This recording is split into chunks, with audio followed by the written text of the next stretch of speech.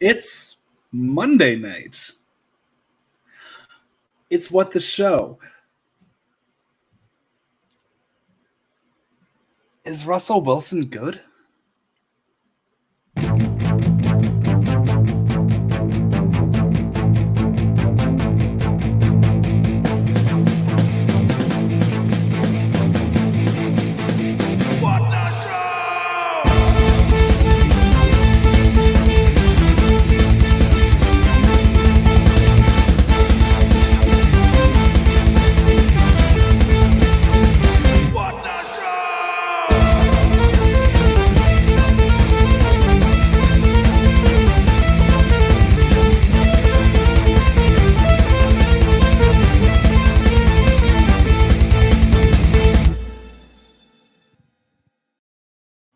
Ladies and gentlemen, welcome to the program.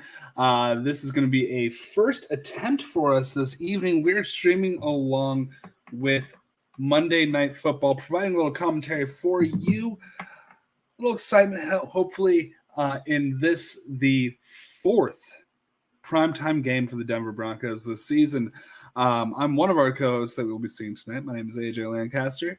If you're new to the channel, hit that like button, that subscribe. Tell us what you think about the game going on tonight. We are jumping in right now in the second quarter now with the Denver Broncos up 10-0. The Chargers just now going into the red zone. It's gonna be our first attempt. Like I said, I'm putting together kind of an improvised setup here. This here gets the game. This year gets our co-host when they jump in here tonight. I'm seeing some viewers jump in. How we doing? Say hi. What do we think tonight so far with the Broncos up 10-0? Oh, is that Eckler in the end zone? Yep, Eckler in the end zone with a 6-yard run. So 10-6 now, going in for the extra point. 2 touchdowns in the first half. The Broncos primetime game. What do we do about this?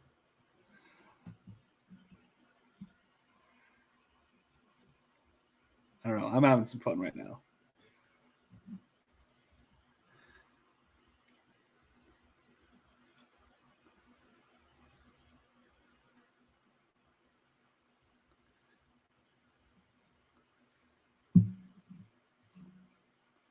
All right. It's 10-7. We're gonna gear up. Go to ad. See another thing for Black Adam.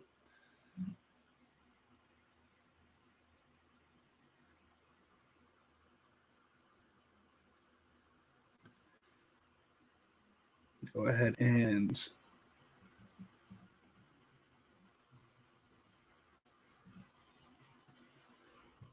load up our Streamlabs. That's streamlabs.com/whattheshow/tip. Donations to our channel always go to a cause. This month we're supporting the wife of one of our co-hosts, co-workers, who's going through some disability trauma right now. Has to deal with some wheelchair accommodations, things like that. So any donations to the channel don't go to us. They go to the cause, and we're doing something hopefully good in somebody's life this month. So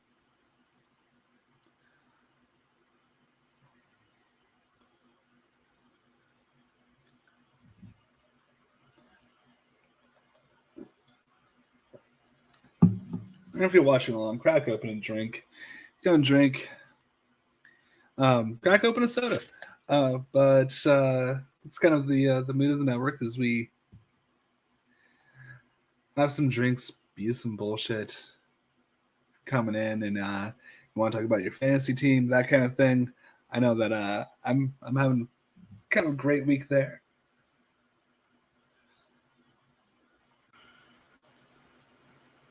Came in with a guaranteed win on the week with Cortland Sutton still left to play, and probably the right week to do that with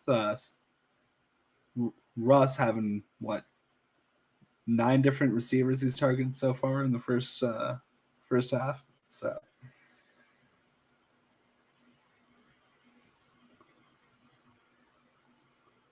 I am struggling without a co-host. Mike. I'm here. I've made it. Thank God you're here. Bethany is actually was just recording her latest episode of Hate Spinner Bait, so I had to wait for them to finish up and get everything reset up. But I'm here now, so to watch surprisingly efficient Russell Wilson right now. He actually looked like Russell Wilson for like 3 plays. Yeah, like this looks more like what you would have expected out of the Denver Broncos. Go figure, right when we're finally ready to count them out, are they going to finally show up? Who knows? This NFL season is just wild. Well, and this Dulcich guy, I mean, he looks like he's actually like an efficient, like what we were expecting from Albert O so far. Yeah, he's going to be a big waiver wire pickup this week, I think, because tight end is so depleted that immediately he's going to be a top target. I think he has more points than Cole Kmet or Logan Thomas, who are both on my roster.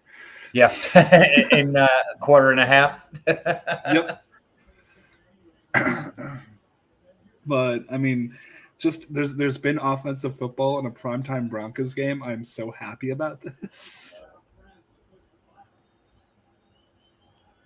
Chargers have been so tough to watch as well, in a different way though. The Chargers, they just have so much talent on their team, and I know they're playing without Keenan Allen. You expect much more firepower out of this team compared to what we're getting right now. Yeah, I know. I mean, Herbert with that lingering injury, but you don't know if I mean, is I don't know how to put this. If you're a Chargers quarterback, probably taking like a pain relief shot to the ribs is not something that you have on the menu. No, not at all. Not at all, especially with the team doctor there. Yeah. So Tyrod Taylor has taken his salary for the next 10 years of his life, probably. Yeah. Prayers up, Tyrod. Still. So I was talking about my setup earlier. Were you watching for it? I didn't have a chance to. I was setting everything up here, so. So I've got my phone playing the game with the iPod or the iPhone headphone in this ear, and I've got the computer headphone the other. So this is like highly professional setup right now. That would appear to be. Yeah. Oh, there's the Russell. I also do need to point out for anybody who happens to be checking this out, doesn't look like anyone is right this minute. I typically do have a lag on our stream of about 30 to 45 seconds. So you might be seeing something before I react to it. So I just saw the snap there. Is it about the same lag? They're about to punt. So they're going to snap the punt right now. Okay, so I'm further behind than you are. They're snapping the punt right now on my end. Okay, I'm going to try and refresh. I'm on NFL Plus. So I'm going to see. I definitely know that we are behind because of the touchdown notification I saw before it aired. So, but yeah, so this game is it's been more exciting than I would have expected it to be, but I think the Broncos are still going to Bronco. Yeah, I don't know. I don't know how I feel about the second half Denver Broncos if they get in the end zone in the first, because I don't think we've seen that this year. Have we? Not yet. Definitely not yet. So it's so frustrating for going into the season having such high expectations about this AFC West, and for them to be so flat-footed, with the exception of the Chiefs. The Chiefs and the Chargers were always expected to be a little bit of a leg up above the other two, but right now the Chiefs look so much better than any of the three. It's insane right now. Like we expected a Denver offense to exist, and a lot more out of the Raiders. A lot more of Devontae. really, the Yeah. Devontae Derek Carr team up than we've gotten. Devontae's done okay, but he's not what you expect from him. Like, he's not been a complete bust, but he's not doing what he did with Aaron Rodgers. But that's the difference between Aaron Rodgers and Derek Carr. Although Aaron Rodgers right now, what is going on in Green Bay? I don't know, but I like it.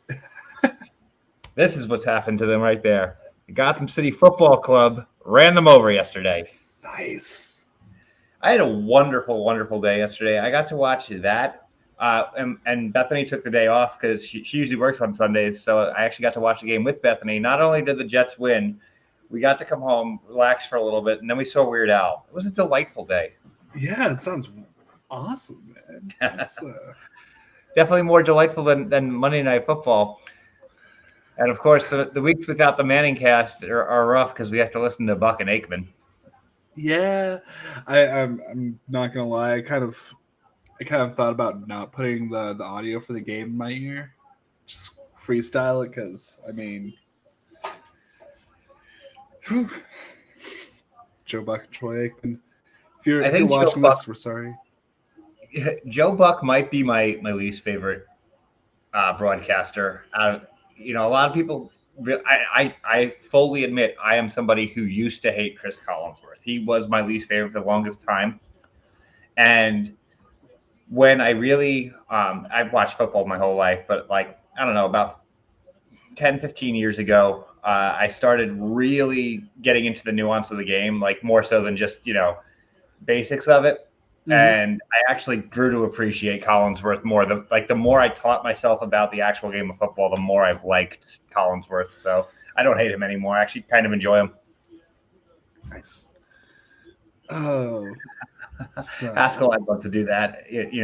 I'd be totally down to do a rewatch of the Jets game, but it's like, it's been a fun season for being a Jets fan. It's been a wild ride. I still have zero expectations for the rest of the season, and I feel like that's the best way to look at them. I'm just along for this ride. If they keep winning, great. They're not in win now mode. This is a team that's being built, and they're super young. And if we win this year, awesome. If we don't, we have a bright future. That's really all I cared about this year. Preseason, you were like, "Oh, we'll be lucky to get 5 wins." We're almost there. Yeah, they're a 4-win team. And here's the crazy thing: is everybody thought that for the Jets, the beginning half of the schedule was what the more daunting part was, and the second half was where the winnable games are. And here we stand, and they've won 4 out of the 6 of the tough games. Yeah. I mean, granted, we didn't know how bad some of these teams were going to be. We didn't know how bad Pittsburgh and Green Bay were going to be. I didn't have high expectations for Pittsburgh, but Green Bay, woof. Yeah.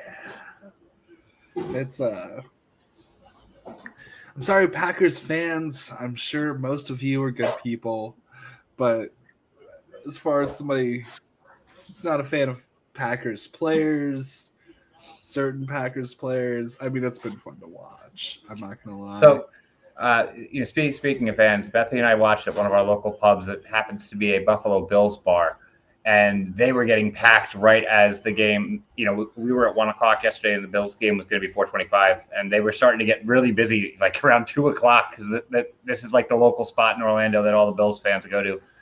But like, I wish I could have been a fly on the wall in that bar watching that game, because they are nuts, like in a good way though. Like, I actually very much like their fan base.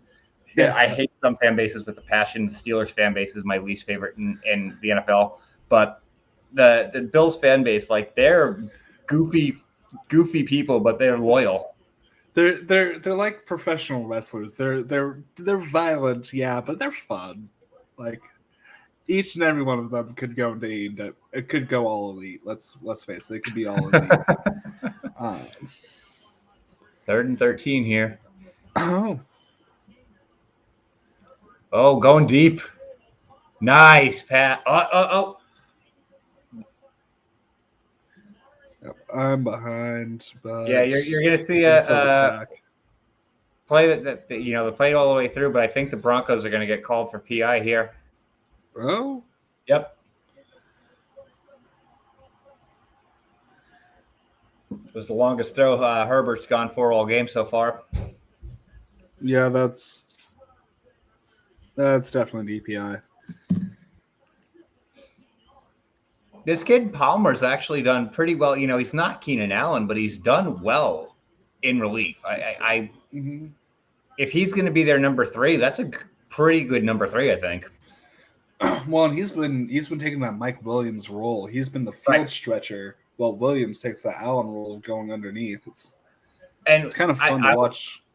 I'm a big fan of Mike Williams. I am. I tend to draft him in fantasy every year if I can. But the thing is, without Keenan Allen, it's been proven right now that, you know, Williams is not necessarily an outright one. He's a damn good 2, but I don't think he's an outright 1.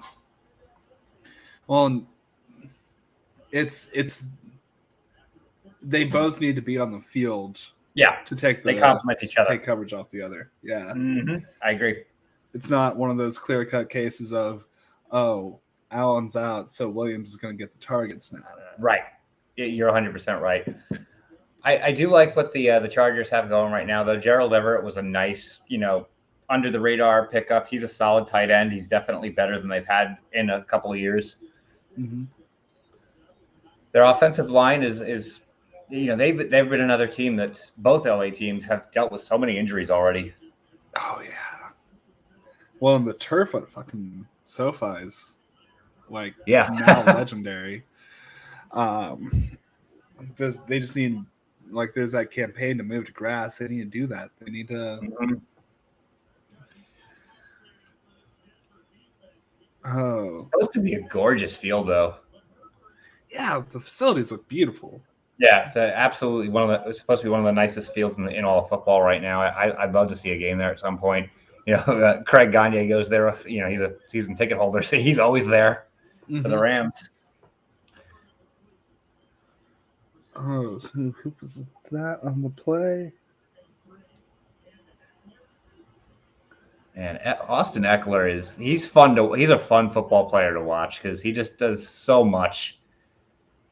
You don't usually see those dynamic passing running backs into his age. Right. Stays the pass catching running back. Like, they usually scale back. Well, and the crazy thing is that he started, you know, if you remember a few years back, he was going to be, was it Melvin Gordon? Yeah, Melvin Gordon was on the Chargers, and he was the backup, and Gordon got hurt in the preseason, and all of a sudden it was Eckler's time, and Eckler, like, took the opportunity and ran. Mm-hmm. And now Melvin Gordon is, I mean, kind of what you would expect. I mean, even Austin Eckler to be right now. He has such ball control issues, though. Like, he's had some bad fumbles. Anybody who's been watching Left Side, Strong Side with Chance Ellison and myself on Tuesday, that's what you call a cheap plug. Melvin Gordon's provided us with some entertaining clips already. Not the reason he wants to. No. Oh. And I don't even know what a jabroni is. Yeah, I know. You can really taste the apples. Oh.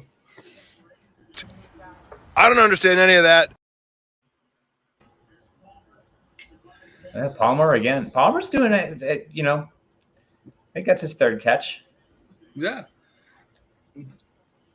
Oh. Bethany actually has him in the What the Show Fantasy Football League, and he's done pretty well for her, all things considered. I don't remember if she drafted him or got him off the waiver wire, but he's been a great flex play. I remember that one night that we were streaming right before you guys played. I was I was telling her to start him because Keenan Allen was going to be out. Yep. This season's flown by. Yeah, we're on week 6 already. It's. I mean, granted, you know, there is 18 weeks now, so we're 1/3 of the way through. Though you're right, it's gone so fast. And we still don't know if anybody's good or not. Any of them. I still hold to my case that Buffalo is the best team, but Philadelphia is the NFC is just so rough right now as a whole. It's Philadelphia's to lose. Like, yeah. I don't know who beats them. You know, I don't think they're going to run the table, obviously, but I just don't see another team that's and like Philadelphia. I think Buffalo and maybe even Kansas City are better than Philadelphia, but in the NFC, they have no competition. I mean, who has the next best record? In the NFC, Falcons? it's without looking it up, I'm trying to remember. I don't think anybody else is more than 4-2. Yeah, it's like the Seahawks, the Falcons, like The those are your Falcons, contender like teams. what a story that is right now. I kind of dig them. Like I kind of dig the Falcons right now. That's such a ragtag team of misfits. And that exactly, like aside from Kyle Pitts, they don't really have a particular quote unquote stud on that team, but they're winning close games and they've been competitive in all but one of them, if I'm not mistaken. And they've come ahead and won games they should have lost. And I'm definitely impressed. If anybody playing survivor pools this year, good God! Like if you're still alive in a survivor pool, more credit to you. Like I could never. The past 2 years of the NFL, I could never do a survivor pool. Here's the thing. It was 2 years ago, the year the Bucs won the Super Bowl. I ran the table, and my problem was there was 4 of us in my league who ran the table, which never happened before. I've played Survivor for a long time. We all ran the table and got to the playoffs. So they basically, the way it was is it reset, and in the playoffs, it got really tricky because you could only pick each team once. Mm-hmm. And I picked the Bucs the first week, and because they won the Super Bowl, I couldn't pick them again. So I did not wind up winning. Like even though I went perfect, and this year I was out the second week. So that was the year that the football team almost took out the Bucs. That is true. Fucking Taylor Heinicke season is back. Yep, he's starting this week. Certainly will be interesting to see him again. Maybe he's a spark they needed. I like this kid Robinson. The running back. I think he's a better pure running back than Antonio Gibson. So they're going to have a better opportunity with him in there than put Gibson back to what he really was coming out of college, which is more of a third down back, into a receiving he was a back. Wide receiver in college. He was a wide receiver at one point. Play wide receiver. Yeah. The thing he's is, not an every down back. He's dynamic. He's fragile, and he has ball control issues. Like, what do you do? This kid Robertson got shot 4.5 weeks ago and played on Thursday night. So I don't know how fragile this kid is. Yeah. He might be the exact opposite.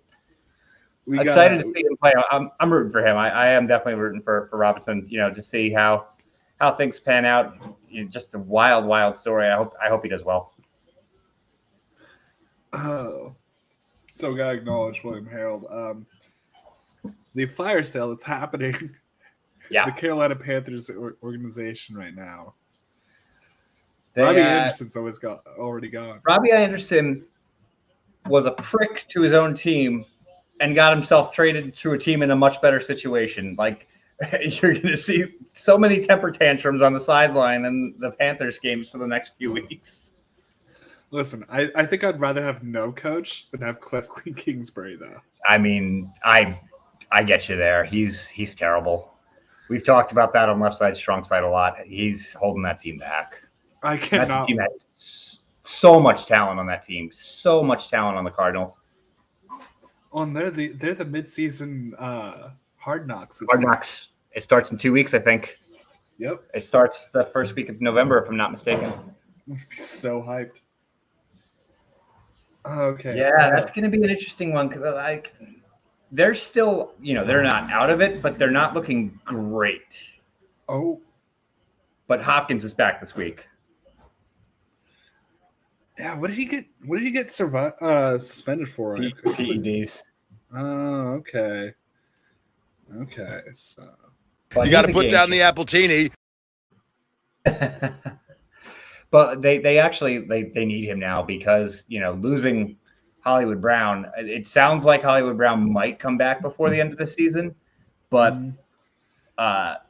they definitely They need him. The timing of this, it's unfortunate for Brown that he went down, but Hopkins coming in, Hopkins is Hopkins. He's a game changer. So but if they had both of them, I think they would have been one of the more dynamic offenses in football. But now it's just going to basically be substituting one for the other. So Zach Ertz still somehow manages to stay relevant for fantasy owners. Yeah. By the way, Zach, Will McClain, Zach, let's ride. Let's ride.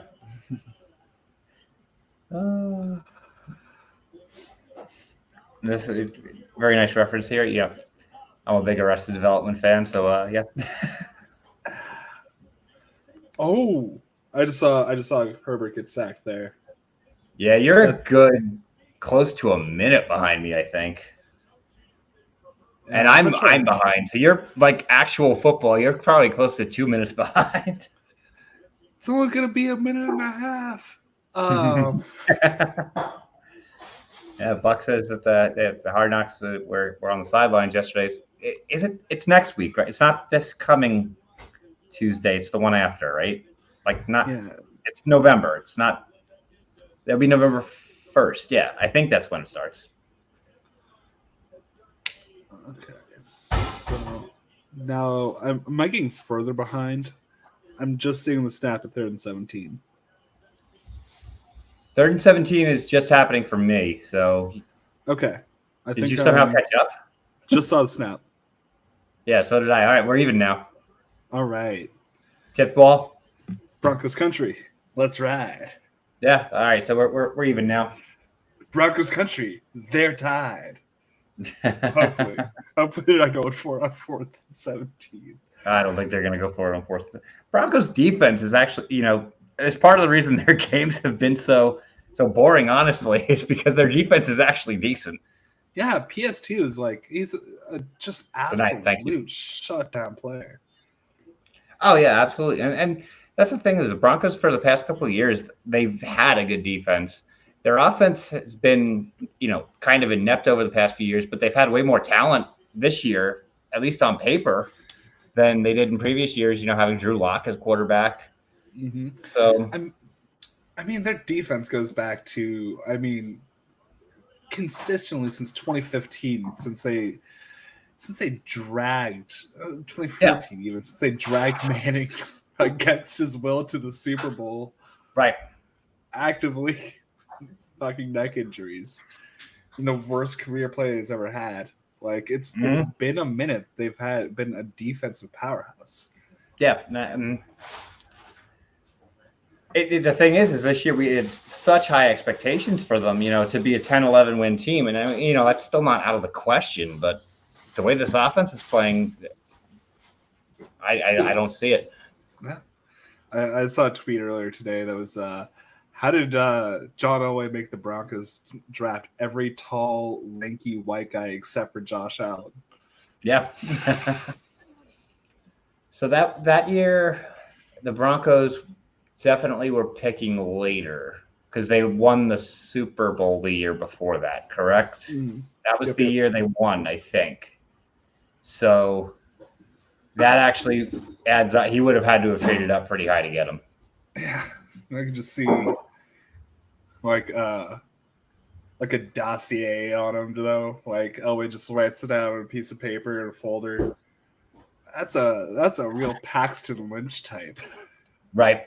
Oh, Paxton Lynch. Wow, that's a throwback. Real Brock Osweiler, that Josh Allen profile. Oh, Brock Osweiler. The immortal Brock Osweiler. That man. I was surprised he is not even in the top 10 in dollars paid per pass attempt. Yep. He's not even in the top 10. Chase Daniel is the king. Yes. Chase Daniel, Daniel, we salute you. Chase Daniel is He is a strong candidate for the What the Show Heroes bracket next time we do it. A man gets paid more than our combined salaries per pass attempt. Yep. It's our annual salaries.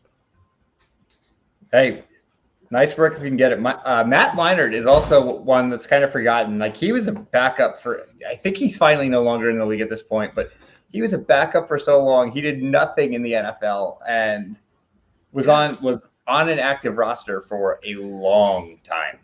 Well, he had a couple good flashes with the Cardinals, but he ended up being like that backup that's in basically your second QB coach. Yeah. Mm-hmm. And he always was kind of like Mark Sanchez became the same way. You know, Sanchez is now working for NFL Network. He's calling like the international games, but Sanchez, I think, would have been a really good, and go figure, both guys I'm mentioning are USC quarterbacks. Like maybe they should just skip a step and go right to coaching. Yeah. Oh, although I think Sanchez didn't have as much of a journeyman role, did he? He did. He was in the league until about 2 or 3 years ago. Wound up starting for the Eagles at one point. I forgot about that. And he also started for Washington at one point. It's not many, you know, he wasn't the starter at the beginning of the season. It was due to injuries, but you know, he was in the league for about 10 years. That's a guy like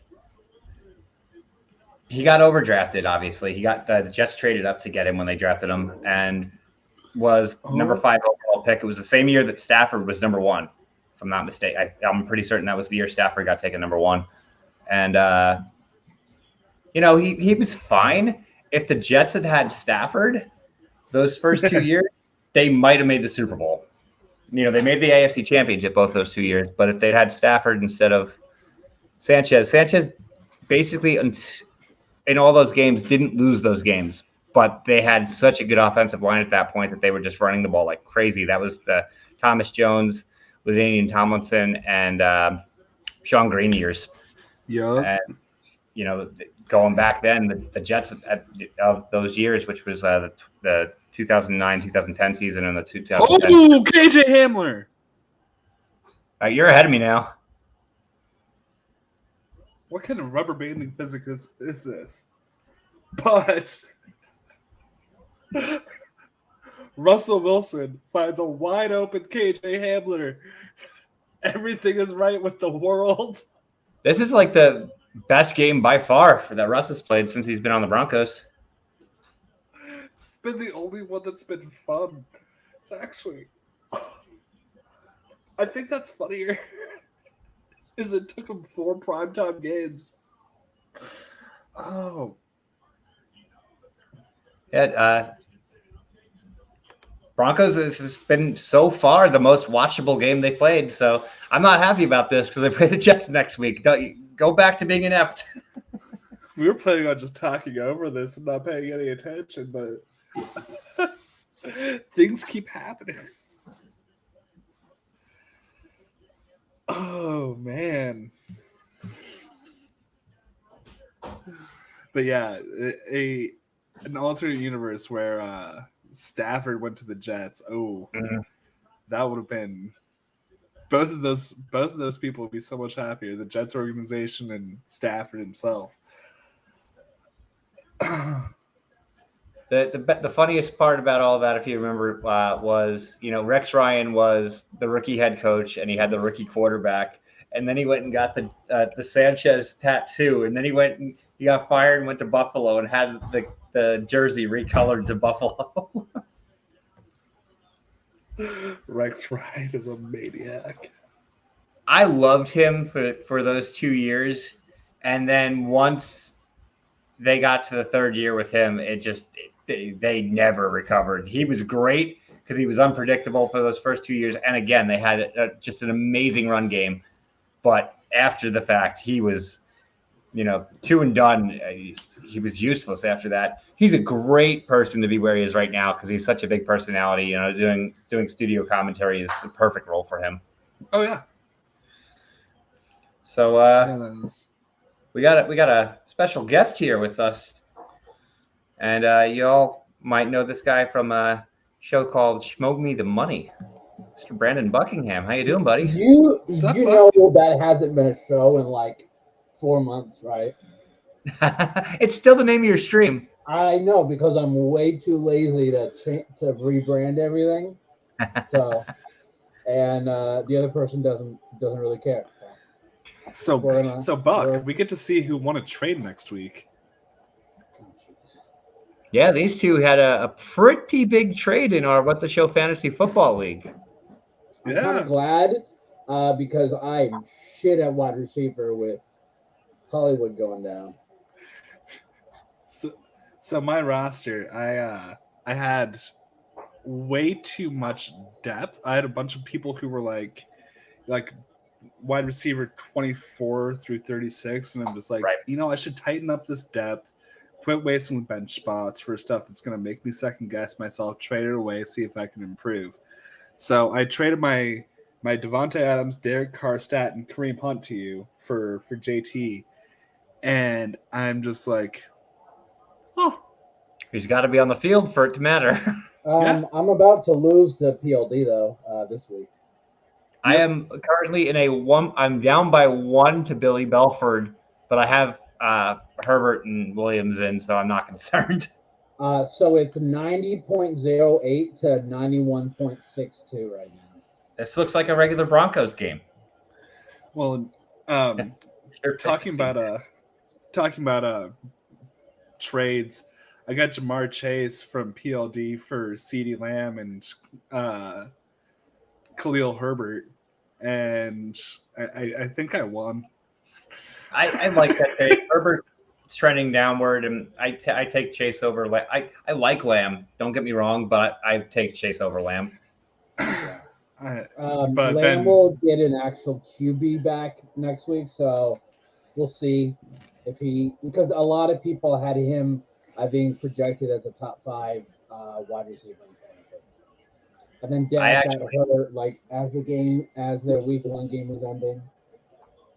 I had not in our league, but in my local league here, I had Najee Harris as my first round pick, and the guy who had CD was just looking atrocious at running back. I'm like, I will give you Najee for CD straight up, and he said yeah. So I ran. I'm like, thank you. Oh yeah, I will take Najee for CD. I'll take CD for Najee any day of the damn week. Najee is Bethany has him in the What the Show league. He's on her bench. She's actually pretty stacked at running back. I don't even know if anybody would take a trade for him. No.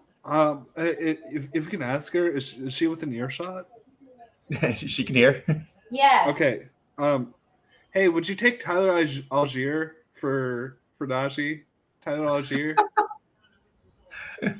Straight up. Tyler Algier, who's the rookie running back on the Falcons, who I had drafted and dropped. So I'm going to say no. Listen, they have the same upside. I mean, you're not wrong. I kind of feel like, though, Algier, once Cordarrelle's back, is worthless. Yep, it's a Band-Aid right now for my team. Yeah, that's exactly what a Band-Aid is. The perfect way to describe it. It was an absolute desperation play because I had JT and I had Naheem Hines, and I was like, one of them's got to play this week. And so I picked up Deion Jackson at the last minute. I pulled him out, and he scored 30 points on my bench. 28. Yeah. I mean, I think I'm still going to win, so it's not going to hurt me necessarily, but I wouldn't be, having to even look at things right now if I just had him in. So I'm going to look right now. We're going to halftime? Yeah, it's halftime now. So I'm going to look right now on Underdog. You guys don't know, I'm a big fan of Underdog Fantasy. I did a bunch of best ball drafts. Ball drafts where you draft your team. And this is for anybody listening, all 2 of you. And it stays the same throughout the year. So you just draft for pure upside, and you can track your percentage exposure on the Underdog app. I'm going to see Najee. Yeah, so I joined a new league last week, so I'm at 39 now. 39. Right. 39. I mean, if you look at my thread on Twitter, I'm posting my record each week. I've seen it. So you better win at least 5. At least 5. Yeah, no. So last night I started setting my rosters for next week, all 39, it took me an hour and a half. I was gonna say, how long do you spend a week doing roster management? Yeah, well, this is a big bye week, like both the Bills. So I actually downloaded an app called Fantasy Pros. Yeah, I've heard of it. And I pay $22 a month, and you get like some premium features. Because sometimes I'm not sure who to start and sit in some of my leagues, so I'll look there. It's helped. It's probably gotten me like 4 or 5 wins each week because of it. And luckily for this, like I have to be on top of it for injuries. Like I can't and the thing is, so most of my leagues are on Sleeper, and the nice thing about Sleeper, you can click on a player and it'll say basically which league you have them in. So I don't have to go. I don't have to go through every 39 see if I have this player. Like I could pull up, say, Russell Wilson, and it'll just say like I can trade for him, drop him, claim him. If it says drop, then I go to that league and I check the roster. So it doesn't take me as long to do those drops for injured players. Right. But man, it's one of my leagues that I want to win. I'm not going to. It's $100 buy-in. Yeah. I'm about to be 0-6. Ooh. I think Bobby Gross might be. I got to double check if he's going to win. I did not look to see what the updates. He's not winning this week. No. So he's also going to be the 0-6 hole. He's had. I think I messaged this to you, Mike, a couple weeks ago. I put in like $300. If I can win over the course of all these leagues at least 300 to 400, then it's worth it. I don't know how many I'm going to stay in next year. Right. I get that. Because it's so frustrating because you're like, oh, sweet, this guy scored. Oh, wait, I'm facing him in like 4 other leagues. Are you in isn't one of yours like a 20-team league? Yes, that one's not. That one is actually that one I'm doing pretty well. I'm about to be 4-2 in that one. Like, what does your roster look like in that though? That's like the real question. Okay. Here, yeah, well, and that one is a super flex as well. Okay. What? So, all right. A super flex 20-team league. So I had Tua, so that didn't help. Right. So this week I started Jacoby Brissett. Ugh. I had Javonte. So that wasn't fun. So this week I started Mike Boone, who's done nothing for me. Nothing. I don't even know if he's touched the ball tonight. AJ Dillon. Did nothing. Romeo Dobbs. Did nothing.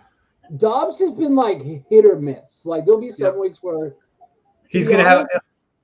It's up, down, up, down, up, down. He'll be up next week. Yep, he's a spike week guy. Rondale Moore, Garrett Wilson, the other white receiver for the Rams. I can never say it. Skowronek. Yeah. Skowronek. I picked up Bailey Zappi. That's actually been he looks better than Mac Jones. Like I hate it. It's always the goddamn Patriots that this happens to. Like why is it always them? He looks like he's going to Tom Brady, Mike Jones. And so I have Jameis and Tua. So when they come back healthy, I'll be pretty good at quarterback. But depth, you have no depth. So either you choose to have a bunch of average or you go like big at 2 or 3. That's how these leagues work.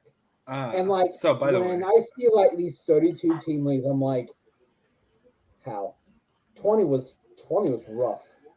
32 would be fun. I would do 32. I've seen rosters where it's like you start 6 and you have like a bench of 4 and it's 32 team. But and then I think I have some leagues where I have like 10 to 12 players that play a week. Just these massive rosters. Mm-hmm. So, yeah, by the way, I double checked. I have Najee in 3 of my 41 best ball drafts. I was big on him before the season. Actually, Buck and I had a conversation. I've never been into best ball. Just was never my thing. I almost this year did a guillotine league. Yeah. That's if I'm going to join more leagues throughout the year, either they have to have some ridiculous scoring bonuses, right, or some outrageous score. I'm not going to join a generic scoring league. I'm like, I have plenty of those. Like, so the one that I joined, if you get 100 rushing yards, 10 extra points. So I was going to say that's something I'm considering for our league, because the other leagues I'm in have that. Like, I'm considering, we don't have any bonuses at all, and the What the Show one is like a very, very standard scoring process. But I'm thinking about doing like the 100 yards, like it's an extra 2 points. I say if you run for 100 plus, get maybe not 10-point bonus, maybe but like a 2-point bonus or something. Yeah, I think that's fair. For like throwing 300 yards, and I say for receiving 150. I think if you did bonus 100, you have guys that hit that like every week. I like first down. I like first down premiums, like half-down first down premium. Yeah, and I'm in some leagues where you don't actually get points for the catch, but like say it's like a 4-yard catch, you get 0.25. But if you get like a 15-yard catch, it's 2 points. Gotcha. You get the longer passes, yeah. So I mean, I like the standard scoring, but the bonuses, like I don't want to get too out of control with it, but I think maybe what like over 200 points score. Like when you see numbers like that, you're just our 12-team league that we have, which is our local league that we run from our coworkers from Orlando. An average score in that league is usually in the 150 to 160 range, which is higher than what we have in our 14-team league. So I kind of like to get into that kind of average score. So Game 5 has been postponed to tomorrow. Yep, I saw. Okay, here's what I'm proposing. 8-team league, and we do as many ridiculous premiums as possible. We aim for like between 300 and 400 points per week. You ever done the bad quarterback? Bad quarterback? No. Oh, so you like your number one pick would be like Jacoby Brissett, because like interceptions are worth like 10 points, fumbles are worth like 5 points, touchdowns are worth. God, what league was it? I just blew AJ's mind. I look like a cat that just tasted ice cream. I had one league. I don't remember what week it was, but like Josh Allen threw a long. I think it was the Gabe Davis long one against the Steelers. Yeah, the Steelers, the 97-yarder. Yeah, a 98-yarder. I got 17 total points from Josh Allen just on that. I had Gabe Davis in my league with the bonuses because we had the 40-yard touchdown plus was PPR. I think Gabe Davis on that play got me 16 points, so very similar. I'm like, he could do nothing else the rest of the game, and I'd be fine with that. Like, there's just certain players, you're like, if you just get something, I'm fine. Like, well, Gabe Davis is one of those ones that, like, I will not do him. Like, I'm a best guy now. I'm a best ball guy. I like Gabe Davis for that. Redraft leagues, how many times has Gabe Davis? I can't do redraft. Like, almost all my leagues now are dynasty. But how many times has Gabe Davis caught more than 4 passes? But he gets the touchdowns. That's the thing. Freaking Juice has Allen and David. Like, that play for him was worth like 30 points that day. Yeah. Do you guys know how many times he's gone over 4 receptions since week 11 of last year? Not many times. Including the postseason? 4 times, baby. Yeah, because he either gets those long touchdowns or he gets touchdowns. Like, if you want to do points, either it's a lot of catches, a lot of yards, or very few catches but touchdowns. He's not a volume guy. He's a boomer bust, when it comes down to that. Got players like Cup who'll do both. They'll do the yards and receptions, and then same team. Diggs is. Dude, no. Last week, Monday night, Kelsey had under 25 yards, but he had 4 touchdowns. 4 touchdowns. It was 20. It was 6 receptions for 27 or something like that. It was an insane stat line, and 4 touchdowns. He had 4 touchdowns. 5 receptions, 25 yards. And yeah, so I'm pretty sure both teams, the Chiefs and the Dolphins, won that trade. Like there is no loser in that trade. Chiefs got some good draft picks, and Tyreek's on pace for a ridiculous year. Tyreek is potentially, if he stays healthy, could lead the league in receptions. I think there's a chance for it. Yes, he's on track to beat Calvin Johnson's record. Yes, yeah. Right now, so. Diggs and Kupp will be in that conversation as well, I think. But Hill is the only thing is Hill's not getting into the end zone as much. So many people were like, Juju Smith-Schuster is going to be this year's Cooper Kupp. I did not see that. Cooper Kupp's going to be this year's Cooper Kupp. I regret, like, if I could go back, our league and What the Show every year, it's always the last draft I do because we always do it very close to the beginning of the season. And I always say in that one, because it's my lowest buy-in, that I'm going to do something wildly different from what I did in the other leagues. It's the only league I have Kelsey, and I took Diggs and Kelsey in the first 2 rounds. I'm like, shit, like, I should, myself from a week ago, do that. Dude. It was so funny because we were talking draft strategy that one time, and we were both like, yeah, we usually punt on TE. And so you took Kelsey, and it was just like we were talking about like 0 RB being like a fragile and I did strategy. It, and it worked. And I went 0 RB. I went 0 RB, and I round up with Stevenson and Singletary. I'm not disappointed with that. I turned I turned what I did into what I did. So I ended up with Devontae and CD went to, fucking Jamar Chase and Jonathan Taylor. They're bye weeks, though.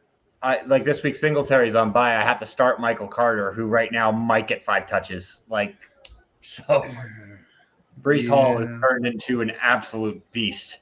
Yeah. And I'm not like, for real football, thrilled about it. Keep giving Breece Hall the ball because he's getting better. They freaking voided the bet I placed on Game 5. I was like, what happened? No, they avoided it. So I'm fine. One of my favorite fantasy football YouTubers, the Flock Network. This guy was doing player props, and he was like, yeah, guys, hammer over 2.5 receptions for Breece Hall. He's gonna get the work for it. And it was like, I'm sorry, he had 2 receptions for 100 yards. I'm sorry. I lost money on this too, but what you gonna do? It is wild though, for me, like right now. Just having seen, so much ineptitude being a Jets fan forever, and looking at right now, like likely we're going to have both the offensive and defensive rookie of the year is insane. Dude, Sauce Gardner is already like top 3. I really wish that pick would have stuck yesterday because that was.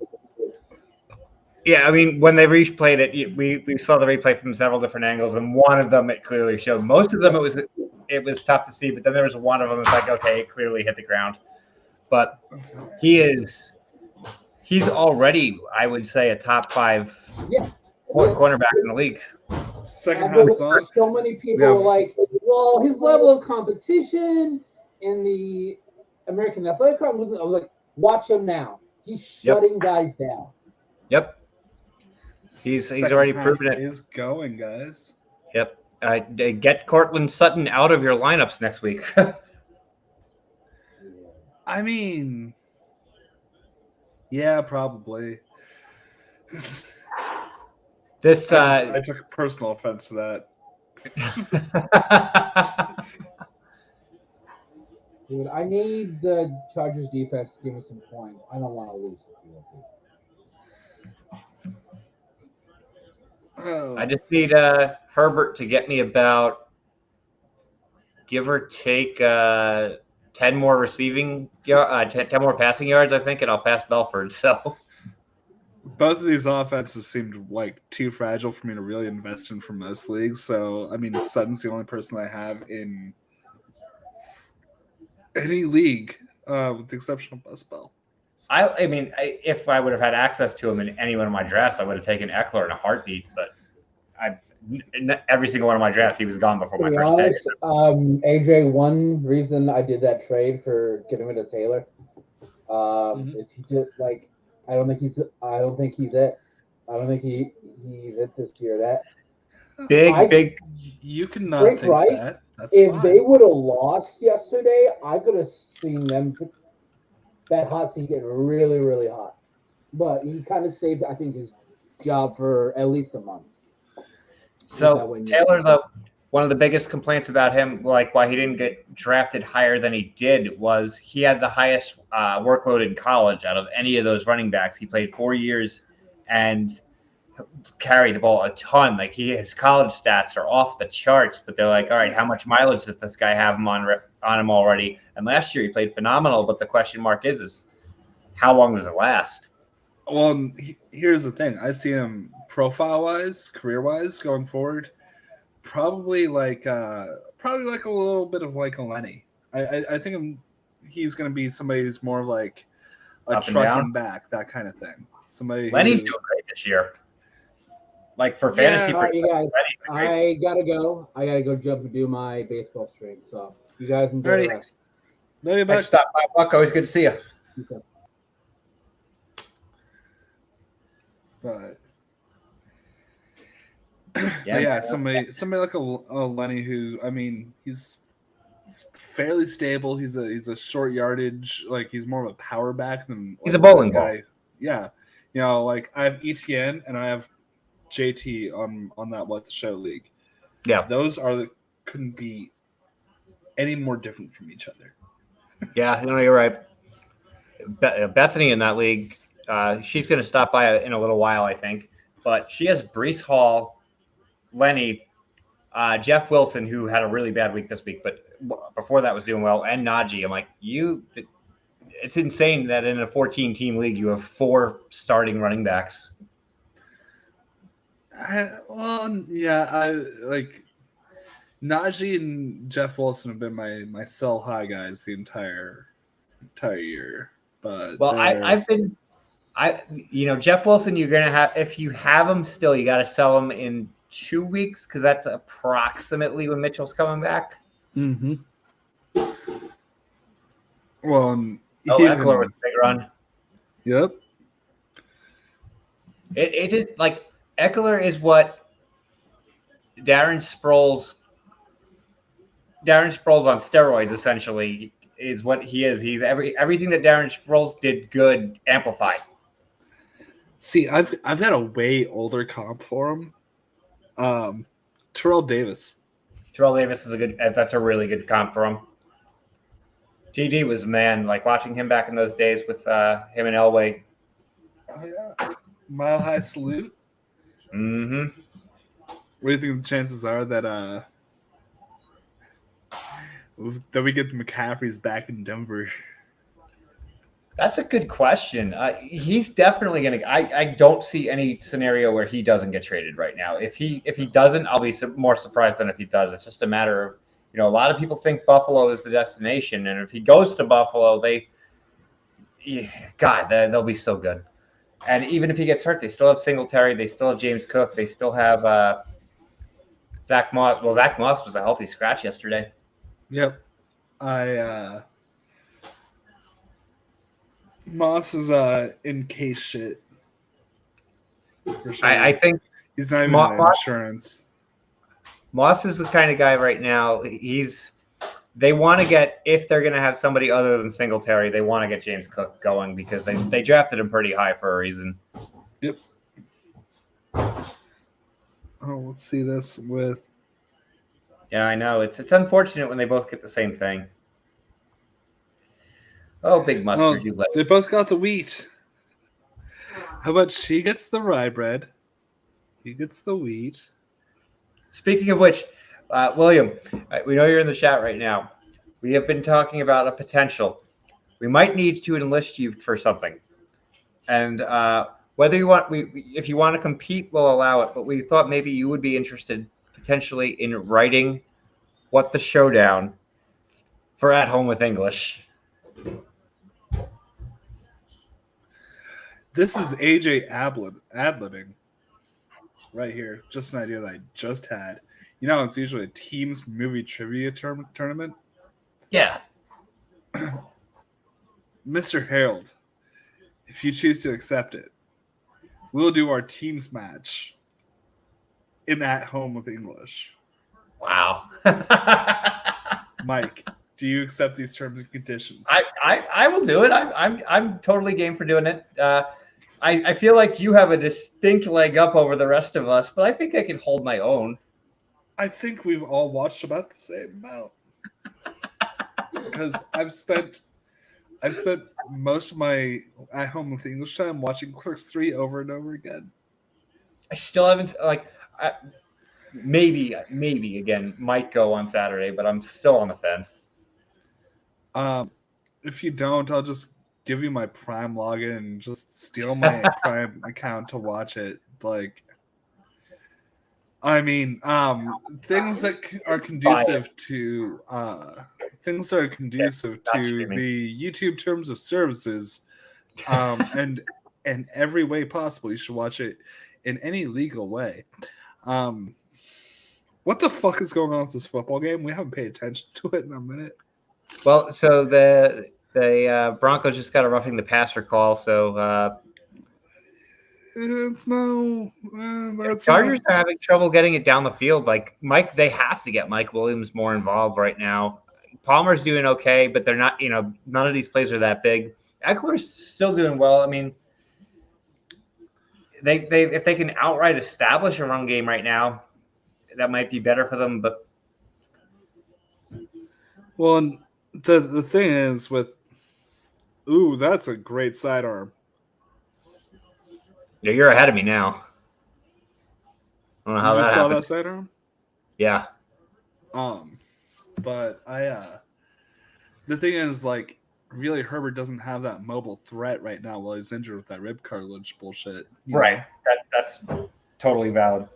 Like that changes the dynamic of their offense. Like, and that's sending guys like. In the first quarter alone, I saw, I think, 3 separate safety blitzes from the Broncos. And, like, those really awesome dynamic ones where they read the play call and they're rushing full speed towards the line. I love that shit, dude. Yep. Some of my favorite football is a great safety blitz. Kind of shit that you saw from John Lynch back in the day. Yeah. Oh, yeah. Lynch is involved in an organization, isn't he? Isn't he like the GM of like the Niners or something? Yes, I think you're correct. Yeah. Oh, that's another fun game we could play. Is just random recent bullshit football knowledge. Big great trivia. It's just obscure football roster trivia in the last 2 years. If you want, like, if you go into college and you talk to Bethany, wow. Bethany's one thing. Talk to Bethany's father. Holy crap. See, I used to be a big college football person, but, like, it's just not, I don't know. I can't do it anymore. Maybe it's because I don't just put, dozens of dollars at stake on it. Well, that's true too. If there was fantasy college football, a lot of people would be more interested, more involved. College fantasy football would be impossible, though. Oh yeah. Have you thought about the prospect of that? Just think of how many. Each roster brings like 90 players a game, so just by the sheer dynamics of it, and then every week playing, some of the teams have cupcake matchups. There's so many variables that would just be terrible. I played the Alabama defense and got 65 points today because they sacked the quarterback 27 times. Yeah, it's Alabama playing fucking Appalachian State or some shit. Like, that's a matchup I should probably pay attention to.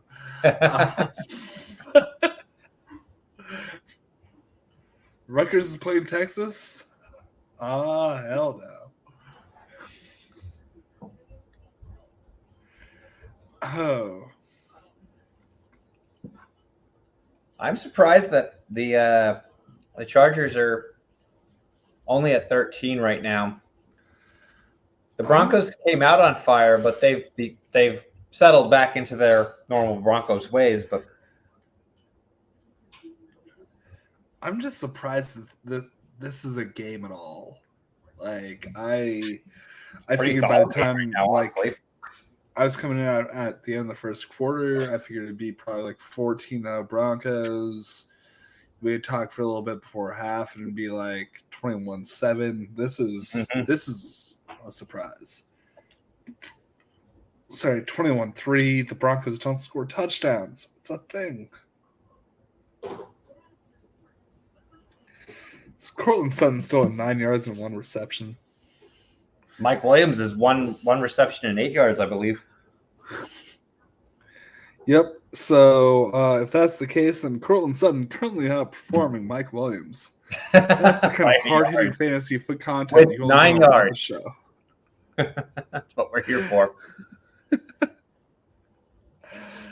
Oh man, it's great to watch a game with you.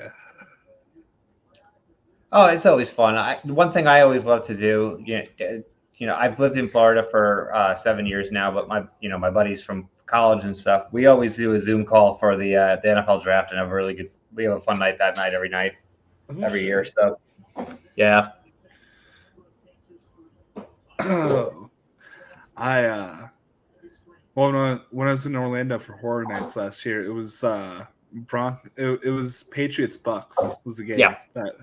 Sunday. That night. Was a terrible game. Awful game. Absolute garbage. Yeah.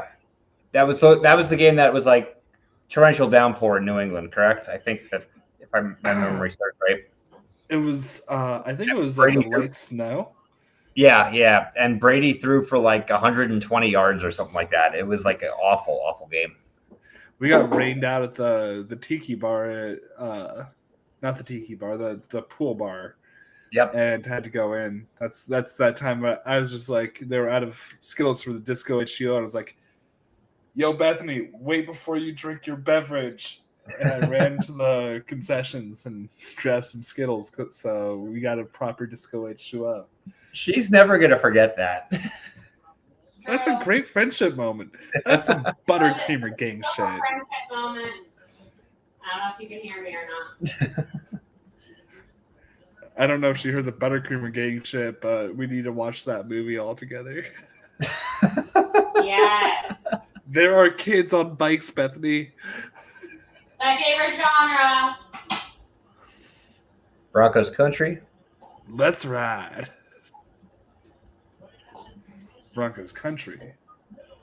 Let's ride. You almost threw an interception like on cue when I said it. Yeah, he threw a pass into double coverage, just straight up. Man, Jerry Jeudy hasn't done anything tonight either. Like, they have such good players. He had a great deep catch earlier. He had that one that was just like, oh, that's fuck, it. Interrupted. Yeah. But everybody on the Broncos offense had one catch tonight.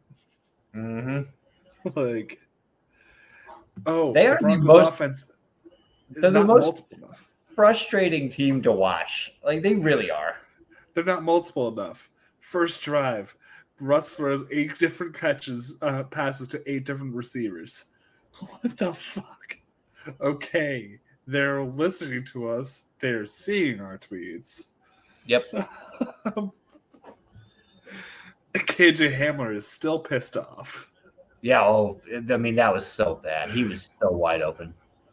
KJ Hamler going to the Carolina Panthers next week. Well, they could get Kendall Hinton and put him in a QB. Can't be worse than they have right now. Kendall Hinton. This is a really ridiculous fantasy story. So I was in my league in my boys in Virginia. Kendall Hinton was 2 years ago. The Broncos lost all of their quarterbacks and couldn't sign anybody. And Kendall Hinton everybody got COVID. And so Kendall Hinton comes into the game, and I'm like, I can play 2 quarterbacks. I'll grab Kendall Hinton. Kendall Hinton got me -9 points in that game, and I lost because of it.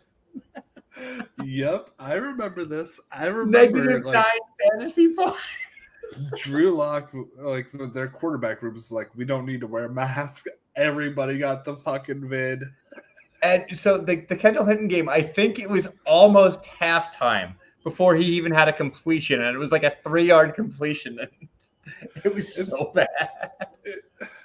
It's like one of those things where like somebody in the internet comment section is just like, I could play better than him, and then that guy gets to play.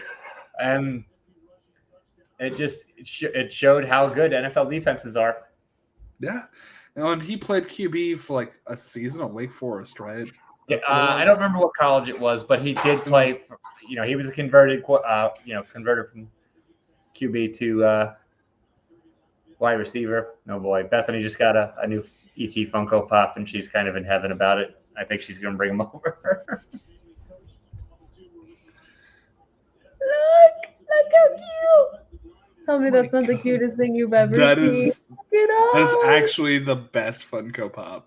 That is so cute. No, Taserface. Okay, Taserface has a special place in our hearts. But like for somebody who just read ET 40 times in 40 days, or in one day, 40 days, that'd be easy. Come on. But Taserface should also be on the heroes list next year. he was, I believe, eliminated in the prelims. I don't think he was on the stream. I don't know. That's an interesting one. But we should do this as a true bracket show. Like we should like make sure everybody's off work early and just start fighting and do this for hours. Just like get brutal on the next Heroes bracket. So I think we do have another guest joining us right now, and what a shock! I'm gonna shift over so she can come in. It's me, Mario. No, you gotta say it like Chris Pratt.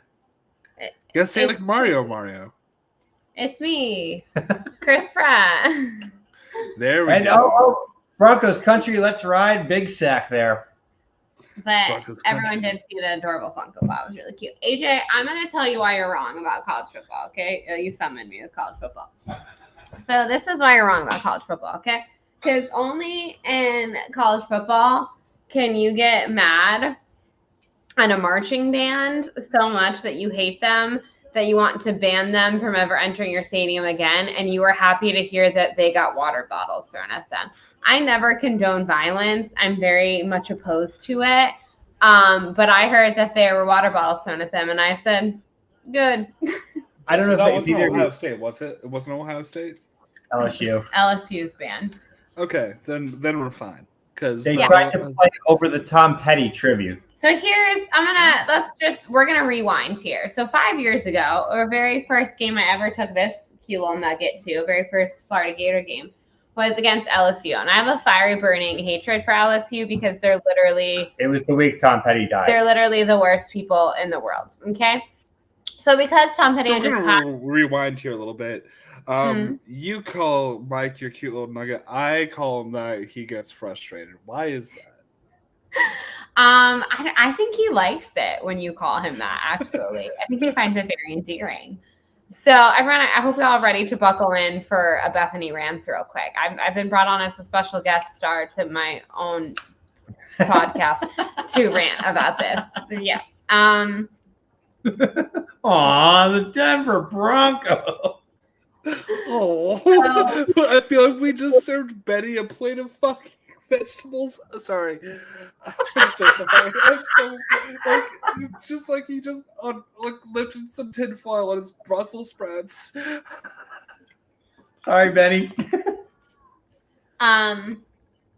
So basically I take him to this game, and Tom Petty had just passed, and so for the first time we decide to do a tribute to him where we're gonna play I Won't Back Down at the end of the third quarter.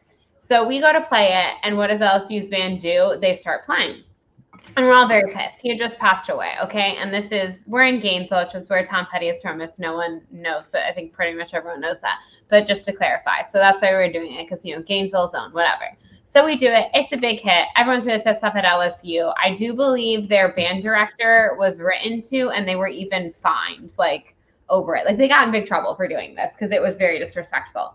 So anyhow, that was 5 years ago. So Saturday was the first annual Tom Petty Day. So now for the last 5 years, we've been doing I Won't Back Down at the end of the third quarter. It's become a whole tradition. Very cool, right? It was the second to last song played at our wedding. In honor of that, it's also my Vecna song we've discussed. Anywho, so we're playing LSU again. We played them in 2018 as well because they were dicks to us and they made us play them away 2 times because of a hurricane. Yeah, that's right. It was supposed to be a home game and we had to postpone it because a freaking hurricane hit and they refused to let us have a home game because we had to postpone it and we had to go play them in Louisiana. That's how terrible they are as an organization, okay? So anyways, so because of that, we then got 2 home games in a row. So 2018, they come, we do I Won't Back Down again. They got in trouble for it last year. They're respectful. Cool. So then 2020, their band didn't get to come when they played us at home because it was 2020, right? We were at that game. The Shoegate, LSU, as it's known. It's a whole thing. So this weekend's Tom Petty Day. We have shirts, we have cups. The whole game is dedicated to Tom Petty. His family is in attendance. They are on the field for this song, okay? I can't stress this enough. It was a big deal. And what does LSU's band do, even though 5 years ago they got in trouble for it? They started playing during the tribute. And they're like kind of across, so we're on the west and they're in the east. And I had to like hold my mother back from running across the field to tackle a tuba player. But I kind of wanted to do it too. I'm not going to lie. And so we were really pissed. And our student section is sitting right next to them. And so they started throwing water bottles at them. And again, I think that's very unsportsmanlike and I never condone it. But in this one particular time, I condone it. And I say, thank you, student section. So we all booed them. And we're trying to get them banned from our stadium because clearly they don't know how to behave. They've done this twice now. And it's very disrespectful and I hate them. But this is why college football is fun because where else could this happen? Like where else could you hate a marching band and like there be a good reason? Okay, I get that. And I love marching band pageantry. Nope. It is the one thing that the NFL is not. Would you Washington, to be fair, Washington, well, I don't know if they still do, but they did have a marching band. It's the only team I'm aware of that did. Would you say that you wish the NFL had more pageantry? I love that you use that word, first of all. I'm going to tell you why in a minute. But would you say that you wish in general that the NFL had some more pageantry? Yeah. Thank you. I concur. You can give me any goofy pageantry idea for the NFL. And also why minor league baseball is fantastic. Oh, minor league baseball is great and how just like goofy and over top some of the promotions are. It's fantastic. I love some campiness. If we had a local team that was a minor league team like that was close, I'd buy season tickets because they're probably like $5 a game, and just watching them every day would be fun. I'm really happy that you brought up pageantry, AJ, because when I was first trying to introduce my very Northeastern husband into the world, the beautiful, beautiful world that is college football, he once basically said that there was too much pageantry. And I was very offended because I think that's the best part of college football. I love it. And he also didn't understand why we were so obsessed with the coaches or mad at the coaches because he said the players are the ones playing the game. And I said, I'm going to tell you why. One, at the time we did not pay the players. I go, we pay that man. We don't pay the players. So I can't really be mad at them. Two, they're fucking 19-year-olds. Like they're 20-year-old kids. I'm not really gonna be mad at them. I'm gonna be mad at the grown adult who's getting paid millions of dollars. I'm a man. I'm 40. So yeah. Mike, you gonna say that? Shush. It was a really good conversation. I can't say that for 3 days, but but pretty soon we'll get to say it. Those are my 2 cents. Anyways, we went through some growing pains in our early relationship, but he's learned now not to. He also once called gator chomping excessive. I almost left him on the side of I-75. So here's what I've learned. On your guys' trip to Omaha, Nebraska, we need to go to an Omaha Storm Chasers game. Yes. We need to. Yes, that is a single A minor league I'm team. dang. Sign me the fuck up. And we need to go to the Henry Doorly Zoo, which is the biggest zoo in the United States of America. Thank you very much.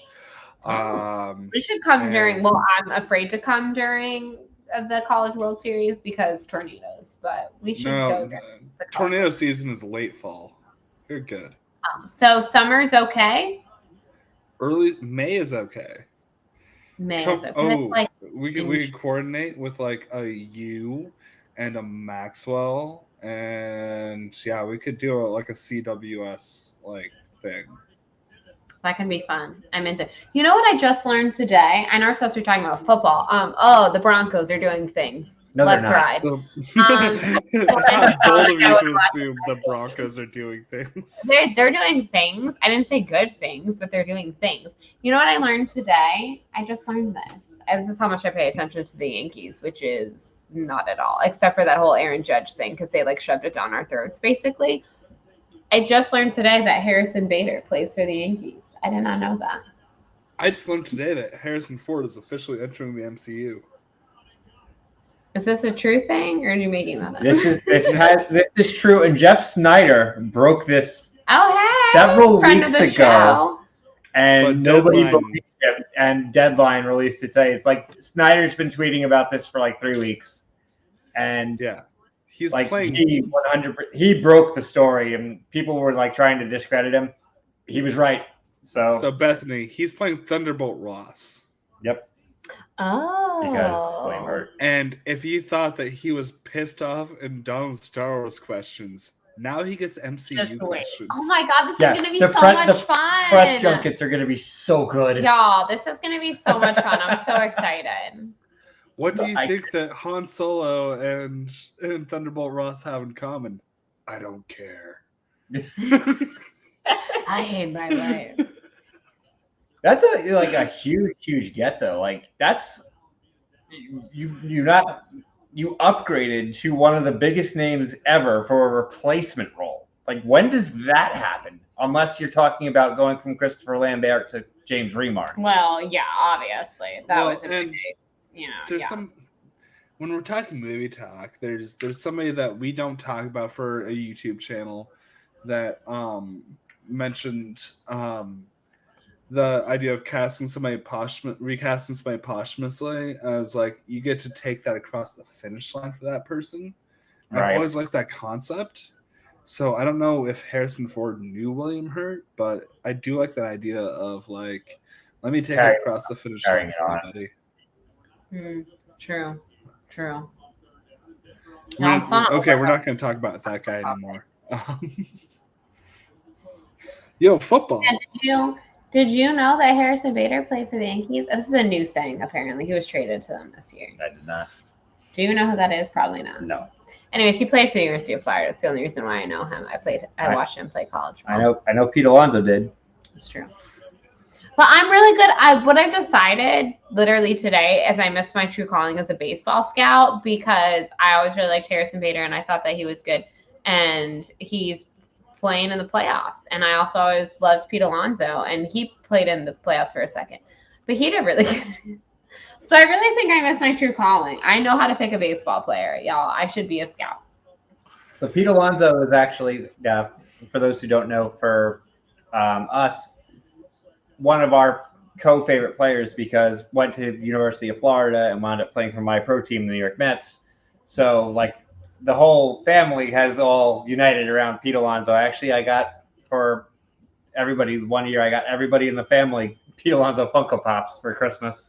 Sure. He has a Funko Pop and we all own it. Nice. This has been Pete Alonso talk. I hope y'all enjoyed it. Well, that third quarter was not exciting. So that we Broncos to that. You know what would make it more exciting? More pageantry. If they got to sing some songs at the end of it. Yes. Well, okay. So the last time I watched a baseball game was on my birthday, my 26th birthday. It's November 2nd of 2016.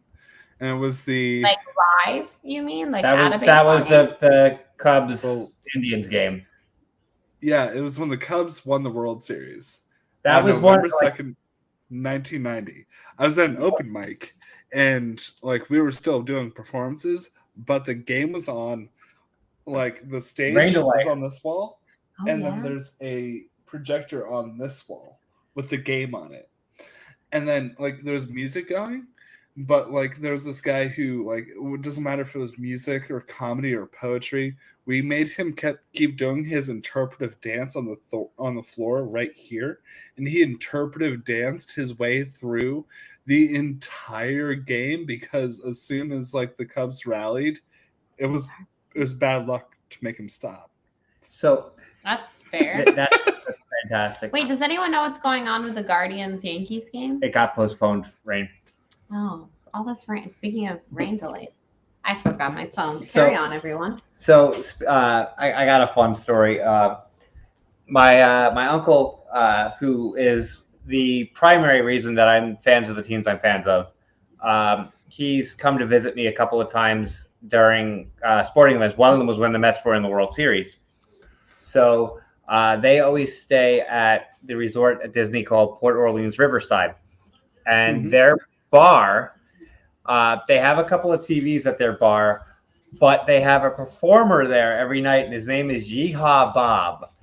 So he plays all like the ridiculous children's songs, and he does 2 shows a night. Basically, the first one is a little bit earlier, so when the kids are still awake, and the second one is for all the drunk adults. And we're there watching the Mets in the World Series, and he's there doing like, if you're happy and you know, like, clap your hands. So, Yeehaw Bob playing during the World Series. That's so good. I have sloth gummies, but I don't know if they really look like sloth. Sloth? Was this 4th and 2, and they're going for it. Oh, that is such a sin. I don't know. I think I've seen a better sloth, but they made the 4th down stop there. Yeah, wait, was that a pick or was that a stop? They stopped it. They didn't pick it. They stopped it, though. Was that a bat down?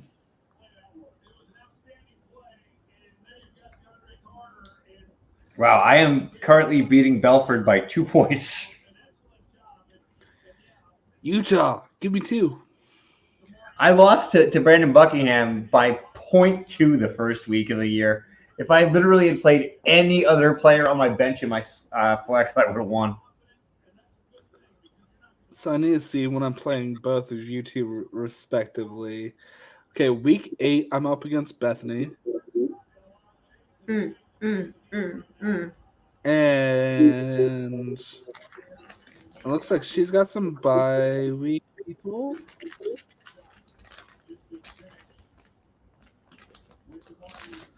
Just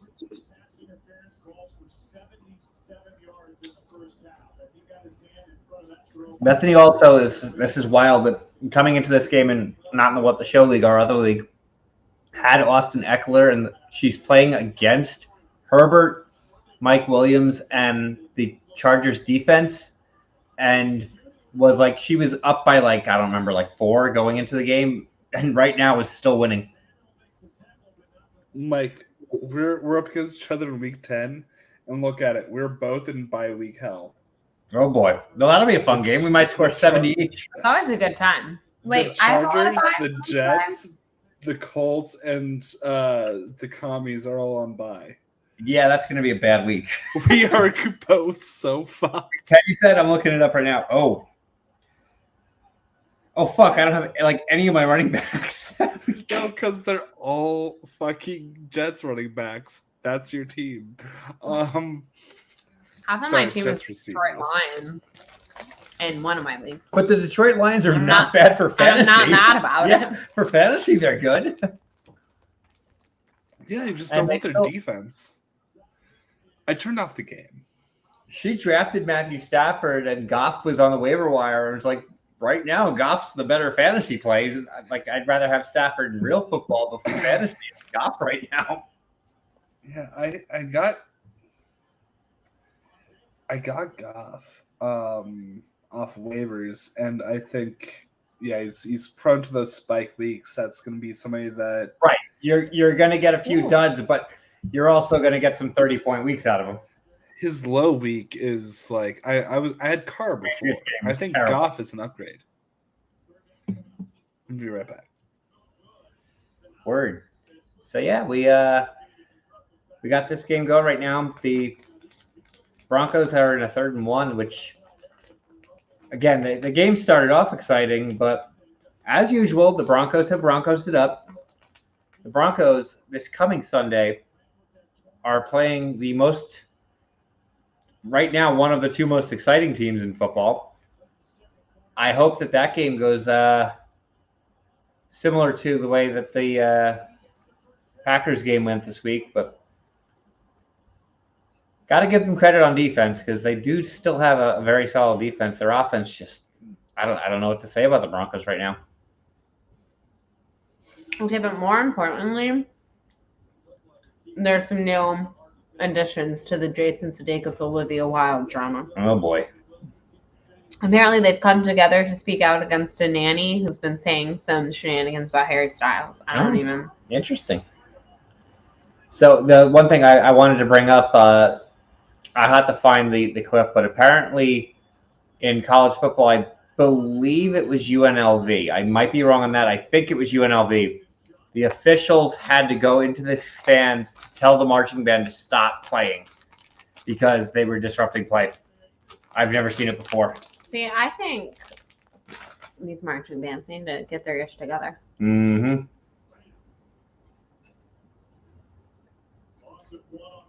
Disrespect is what it is. That's what it is. It's completely disrespect. Wait, who is signing a deal with Hidden Valley? I'm so confused. I'm guessing Olivia Wilde. William, we're a little confused. Clarify. Y'all motherfuckers need to see Don't Worry, Darling. That's all I'm saying.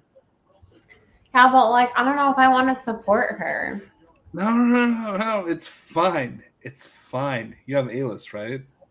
Yeah. Yeah. Okay, so I saw Barbarian finally. That Olivia was Wilde. Okay. Barbarian was wild. Barbarian is so We still need to watch the mad. She-Hulk finale. We haven't watched it yet. But Barbarian, seeing that as opposed to the other horror released last week, right afterwards, what a palate cleanser. That was Go ahead. Sorry. So spoiler alert for our one active viewer right now. Yeah. Hey, William. William, if you haven't seen Halloween Ends yet, William, you want to come on screen? You can. But spoiler alert for Barbarian. You got the joke where I was just like, yeah, no, go watch She-Hulk. Yes. Yeah, you got the joke. Okay. Yes. Barbarian. I really enjoyed Barbarian because the unpredictability of it. It was a simple story, but it gave you twists and turns, and it was just the story. While it had its twists and everything, was easy to digest. There was nothing in the movie that when they threw the curveballs at you, you got caught off guard for a minute, but everything they did made sense. So it felt like a fucking Hitchcock movie. Yeah, a little bit, yeah. And there's some real things in there with a woman having to try to share an Airbnb with a strange man she doesn't know, and other characters who are in there. There's some real shit, but it felt like it was done like a Hitchcock thing, but like a Hitchcock who was. I love the way they established the movie because they make you think it's going to be something, and then all of a sudden it's something entirely different. It felt like a Psycho ripoff, and then it was Malignant. Fun. It was a fun movie. It's for original horror. This year's had some good original horror. I very much enjoyed it. It's going to probably be on my top 10 at the end of the year, I think.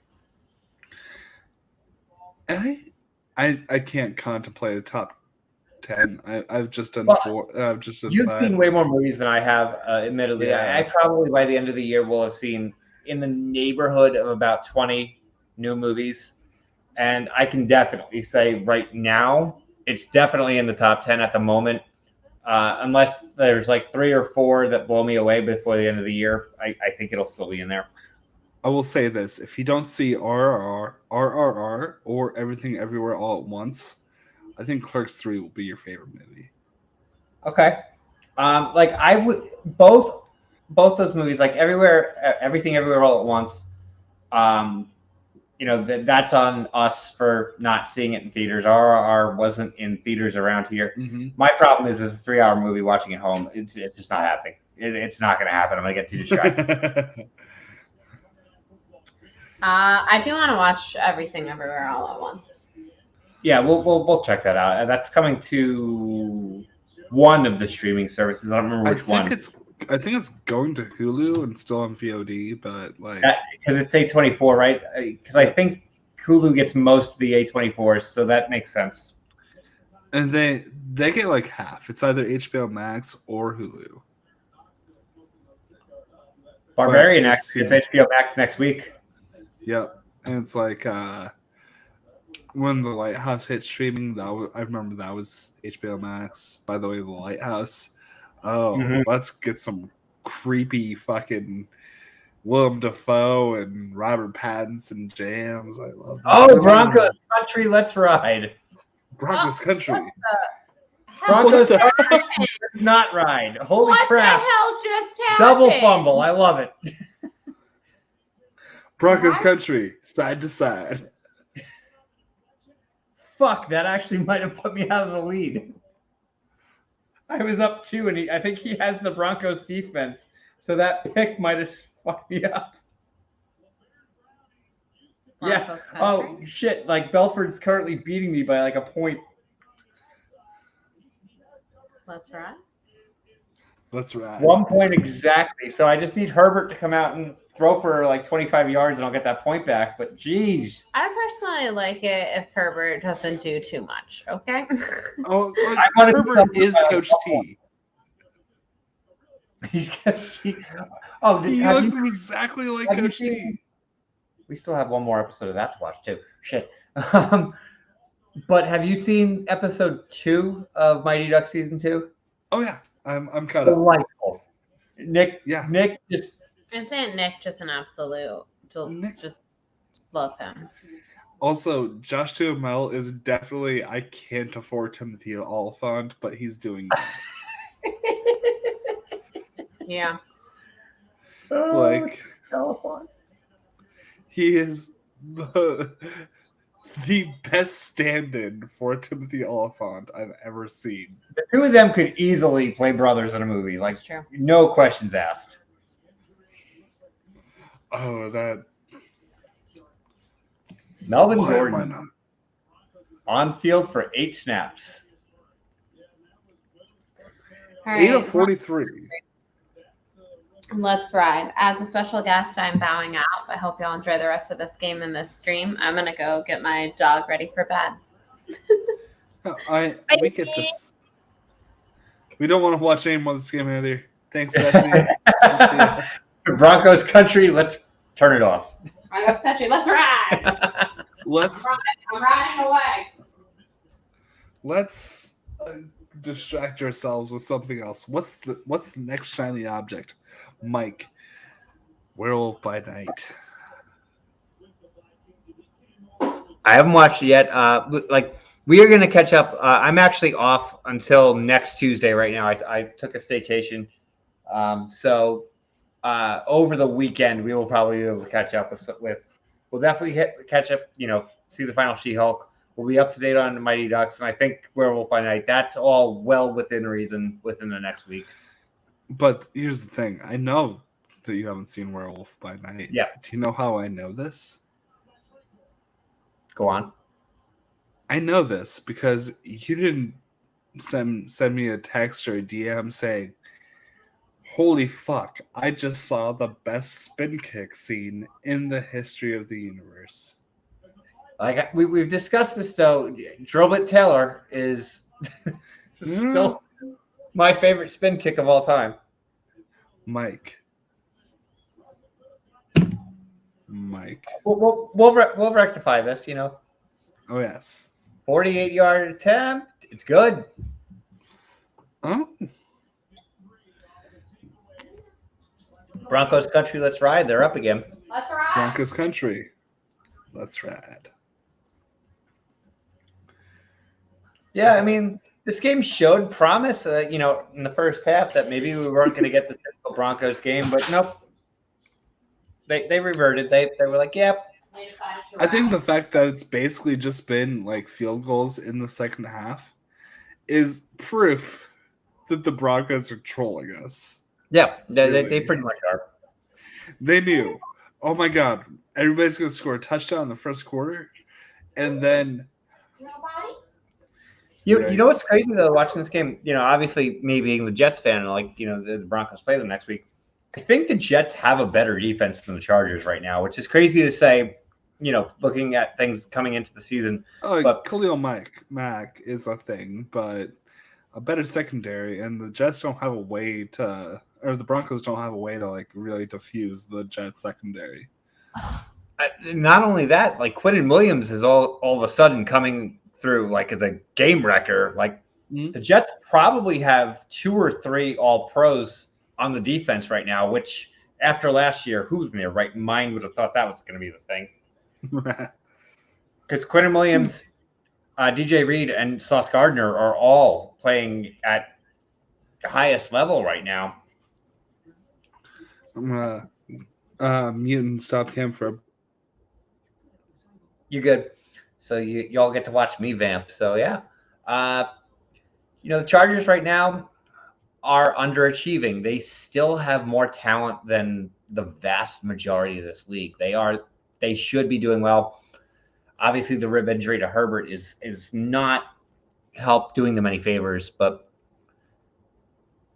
they should, with the talent they have on this team, still be a 10 to 12 win team. It's hard to say right now how they're going to wind up finishing because these games they should be winning right now, handily winning. They're making way too competitive. Which team? The Chargers. Yeah, I had the Chargers winning the division, but preseason, and I still outright, no questions asked, have them making the playoffs. But the Chiefs are just willing themselves to victory. Mahomes is carrying that team. Kelsey's being Kelsey. Here's the thing: how long can they carry a Kelsey and Mahomes without developing their wide receiver core? Because he's going to start getting tripled at some point.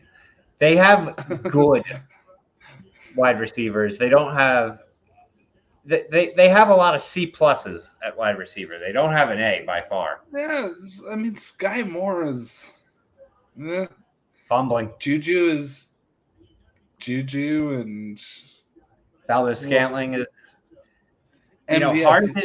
He's his entire career. Hardman is probably the most talented of them, I would venture to say at this point. But Hardman, for whatever reason, just never has clicked. Since he's been in the league, he's always had this huge potential, and it's just never clicked. No, Hardman is MVS. Yeah, they are the same guy. Yeah, I agree. Oh, my feed just completely froze. So I'm watching a blank screen right now. See, I'm getting the feed on the personal foul for the face mask, and what are the name of the Chargers coaches? I can't remember, but Bailey? he was not happy. But it's no. That was Hackett going off. Sorry. It was white guys in hats. Hackett went off. He showed emotion. Nathaniel Hackett showed a pulse for the first time in his entire NFL experience. All right, I got my feedback. So,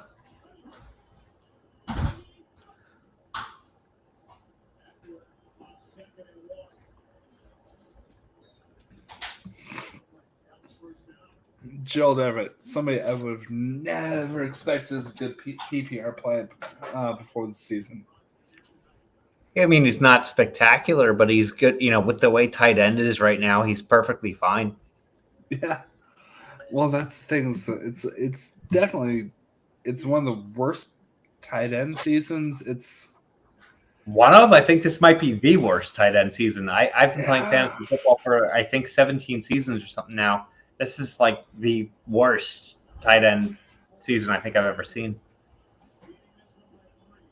And it's such a weird thing because it's a season where if you were to like go 0 or hero RB into your fantasy draft, you're probably better off. But running backs are scoring more points than wide receivers at the same time. Like all of the top prospects are just fucking dead.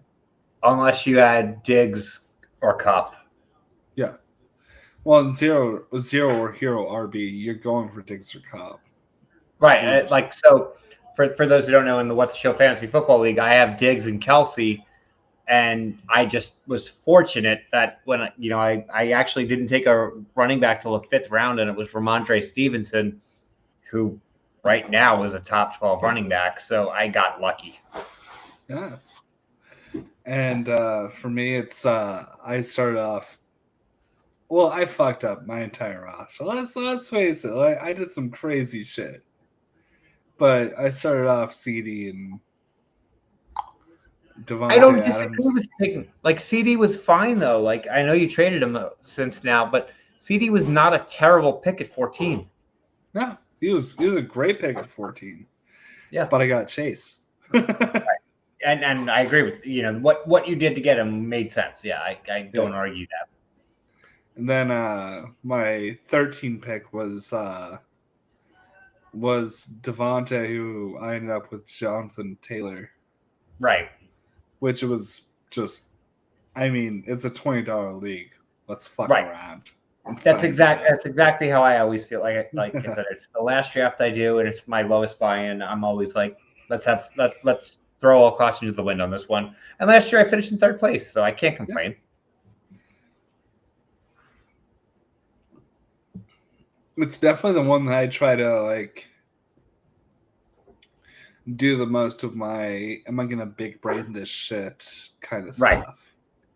And isn't it wild though that like we're at week 6 right now, and PJ Campbell, who admittedly before this season probably I don't know how many football games he ever watched, but now that he has a chance as a roommate is obviously watching more.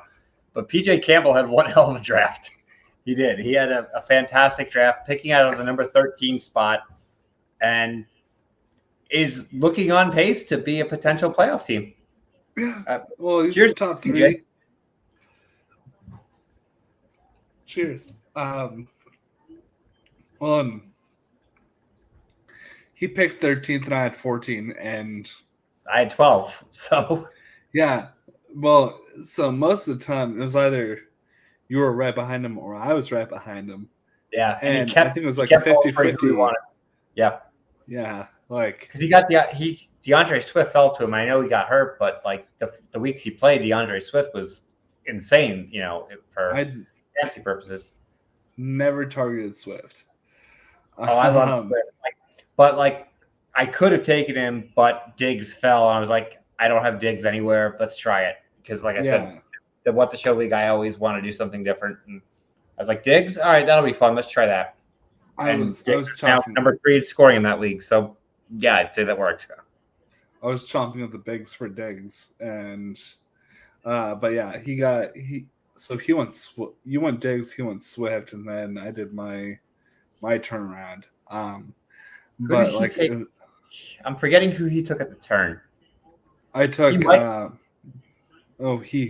took at the turn. Who he took at the turn, yeah. I'm gonna look that up actually. Yeah, because he hasn't done any trades. We should be able to figure this out pretty quick. Yeah, he took Kamara at the turn.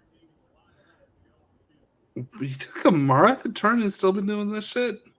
Yeah. I'm pretty sure Kamara lasted longer than that. Unless he fell to the 3rd round, like the 13th pick of the 3rd round. I don't think he fell that long. It had to have been him based looking at his roster.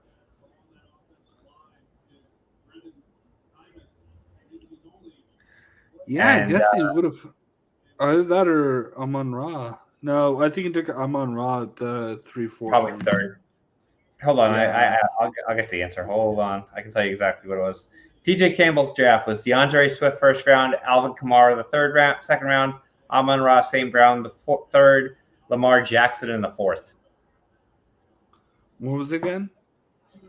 So 1st round was Swift, 2nd round was Kamara, third round was Amon-Ra St. Brown, and the fourth round was Lamar Jackson. Yeah, I was. Oh, who did I take? I can't remember who I took in the third, but I was hoping that I would get Amon-Ra in the fourth because I was at that 3-4 turn with him.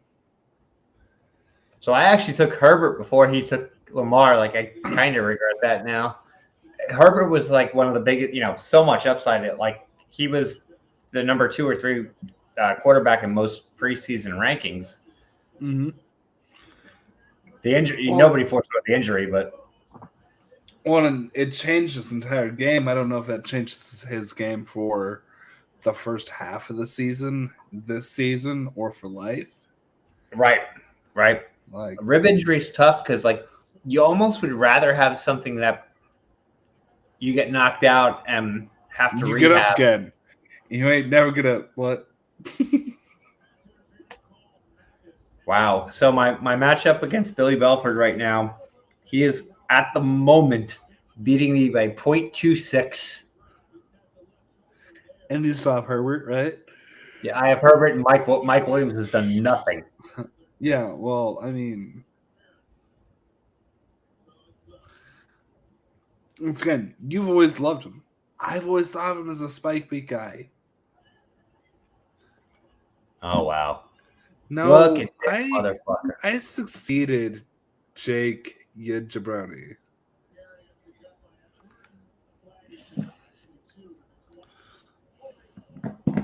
I'll get that.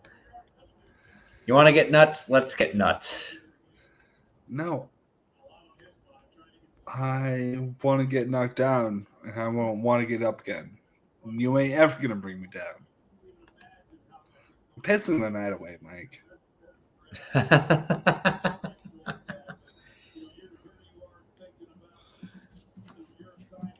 Well, I mean, this game at least is staying close. I mean, it's not an exciting game, but it's staying close to the very end. Is this the highest scoring Broncos primetime? No, the game with the Raiders was higher. Oh yeah, that one was like 29-30, wasn't it? Yeah. And it still managed to be so boring. Yeah. Oh, I am now beating Belford by 0.6. 0.6 or 0.06? 0.06. 0.06. Mike, you got it? You got one? Anything? No. Me neither. I'm going to guess the name of the song is Me Neither. All right. I put 2 words together. Eckler. Wow. Eckler just that was I don't know if he would have scored, but that was a bad play.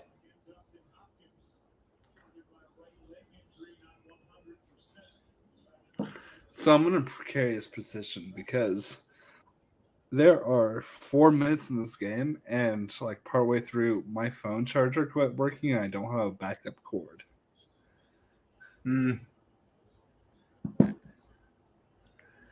So I'm going to the gas station after this, like automatically. Yeah. Oh, he threw that one away. So I also had my league with my college buddies that I was winning by, I believe, 8, and he had Mike Williams, and it's looking like I'm going to win that. Yeah, it's looking like that so far. But PS2, so.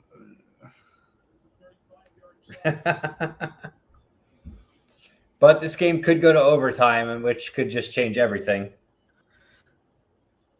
I swear to God, if another fucking Broncos overtime game.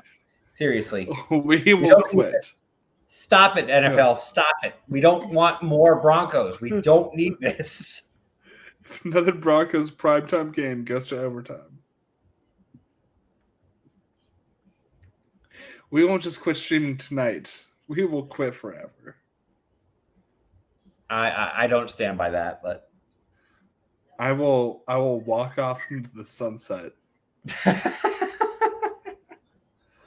I will never touch the internet again.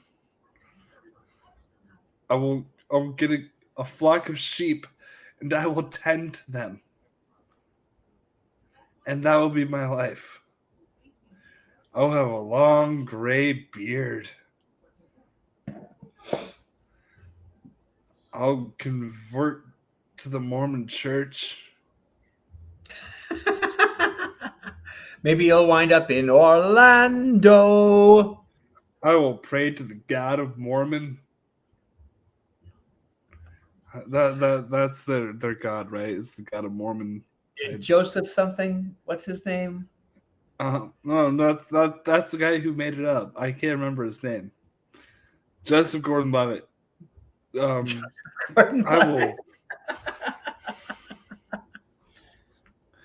I will. Joseph Smith. Thank you, Willie Brown. I will slit my wrist in honor of Joseph Gordon-Levitt for the Mormon Church. So, because I saw that miniseries with Kurt Russell's son. God, don't give me overtime. No overtime. No overtime. Just end this game already. Let's put us out of our Broncos primetime misery. Oh, wow. This is terrible. By the way, I went to order a Danger Witch on DoorDash. Subway was closed. Oh, no. Oh, no. But here's the thing. If you guys don't know the Danger Witch meme, it's a Russell Wilson just like eating a sandwich. Like, you ever do anything dangerous? He's eating a sandwich like, this is a Danger Witch. When he eats it, he's like, what's the most dangerous thing you've ever done?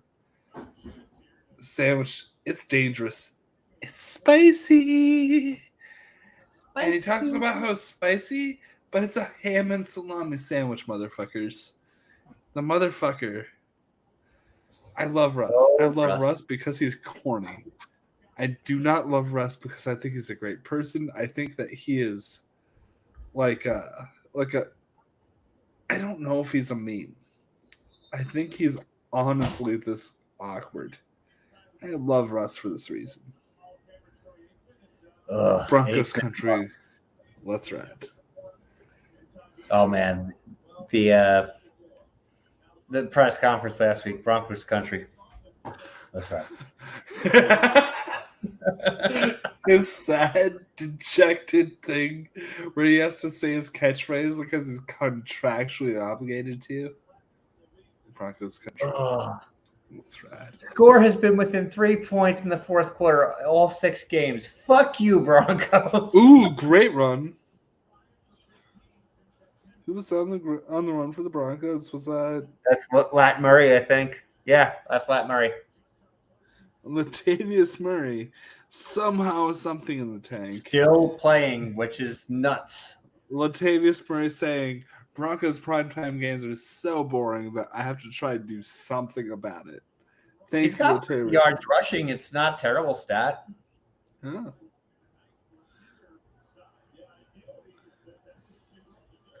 Going again. About 3.5 yards. 4 yards. Yeah, he's averaging close to 5 a run. You gotta at least give the guy a shot at this point. Obviously, look at Gordon. Gordon is just dejected. Wow. Well, if you're the Broncos, what do you get for Gordon at this point? I don't know if he's even tradable. No.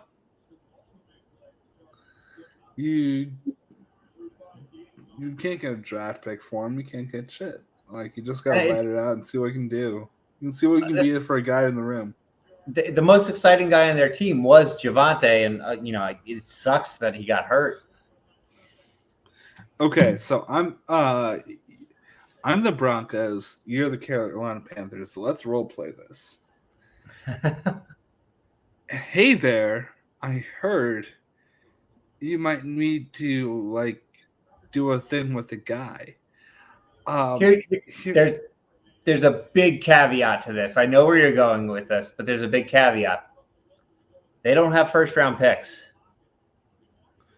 The Panthers? No, the Broncos. Yeah, no. We don't need first-round picks. We need to say that your running back, where running backs are averaging in the second to third round, and Bijan Robinson is a pretty solid talent who's probably going to be in the second or third round. So do you want C-Mac for our third round and a conditional? Like, if he's really good, we'll give you a conditional third the next draft. I just don't like the Broncos. The trade for Russ just screwed them up. Like they have no capital right now. They have no capital. The salary cap is a myth.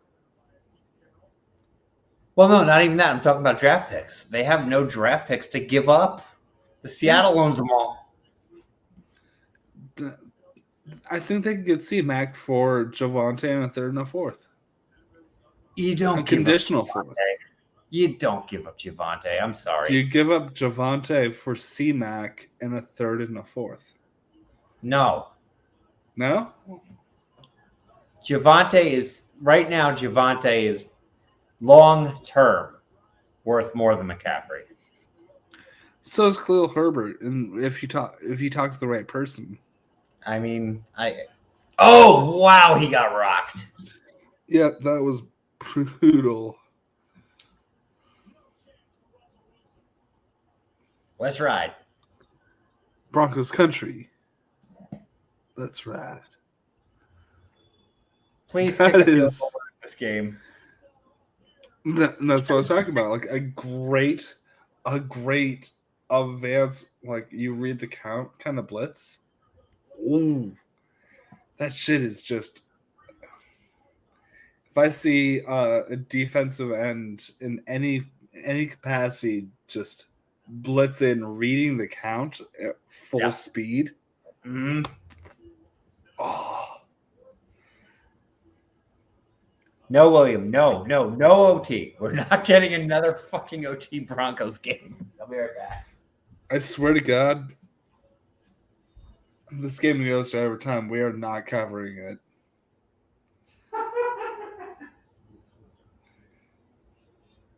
We will go live with Greg Thompson.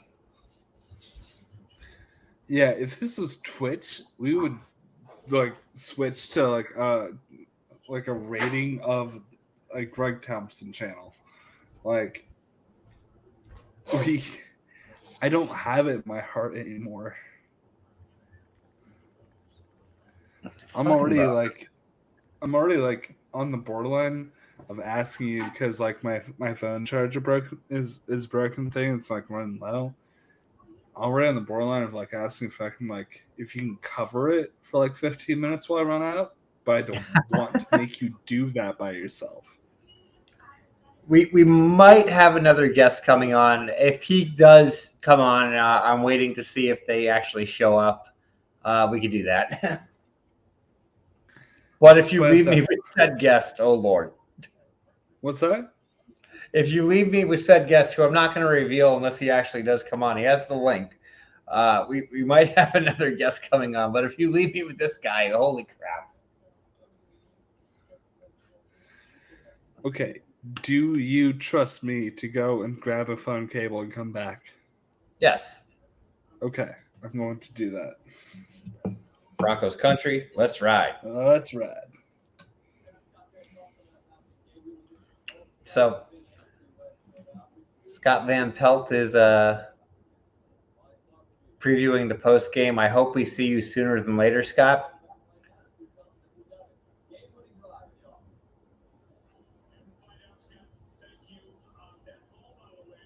So I know we have a handful of people in the chat.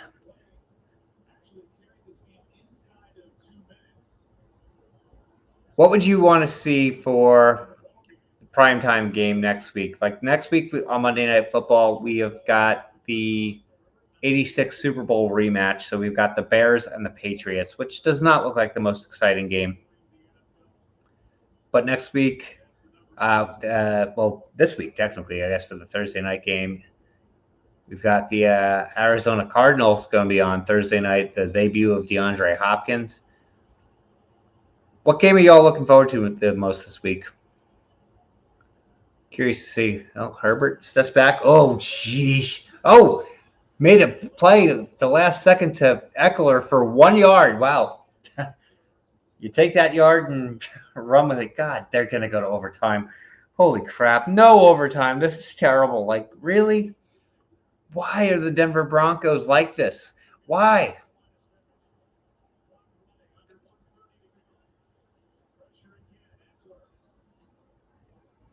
I actually went to a Broncos-Jets game back in 2010. And awesome stadium. Great place to watch a game. But right now, it's probably like worse than going to Cleveland at the moment. Chiefs 49ers would be a good primetime game. I agree. I know that's the national game for the 425 slot, the local time anyway. I believe, if I'm not mistaken, the CBS 405 slot is Jets Broncos, which is good for me because I don't have to leave the house to watch the game. But literally, though, you have the Jets who are right now a fun team to watch because they actually are they have an energy to them that a lot of teams don't, versus the worst team to watch right now. Like the Broncos are the worst team in football to watch. I don't care what anybody says. They are the hardest team to watch. Just prolong the game longer. Oh, cramping. Oh, I get it. You just want us to suffer more.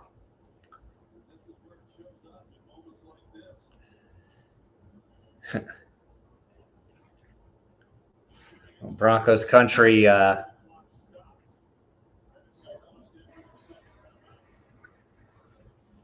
there we go. We're just going to let this game prolong and put us all through more and more misery. And I am so sorry. I'm here to do what I can to at least make this a little bit more exciting.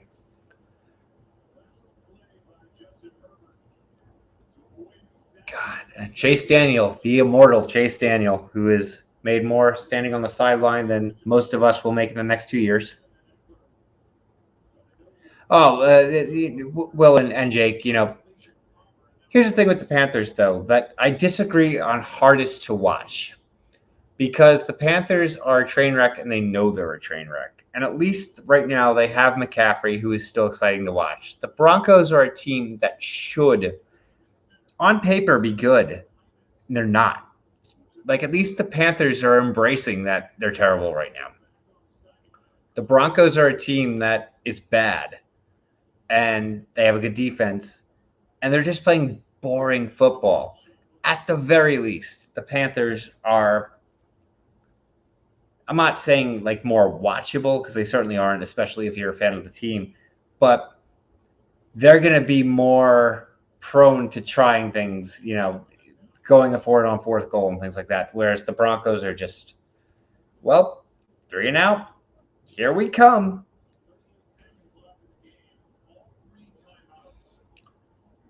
At least Carolina was smart enough to realize this was a lost season. Getting rid of Rule immediately was a smart move. And potentially, they're looking right now, if the season ended today, they're the number 1 draft pick. And they've got options. They have a lot of options they can go with. It looks like a quarterback-heavy draft class, which you would think they would most likely go to.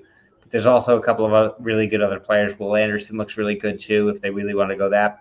Or they could even trade back and get a plethora of draft picks. The Panthers were smart enough to realize, hey, we're done. And I'll give them credit for that.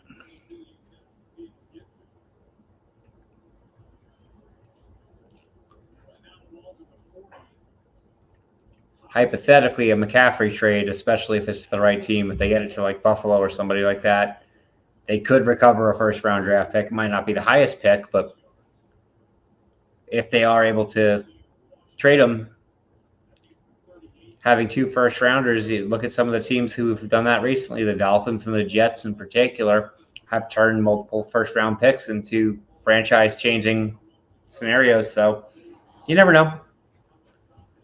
I'm still a big DJ Moore fan. I know he's not doing that well this year, but I have faith in him. The fact that you got 2 draft picks for Robbie Anderson is actually pretty incredible too. I mean, I know they're not for 2 years, but still, you got 2 picks for him. It was worth it.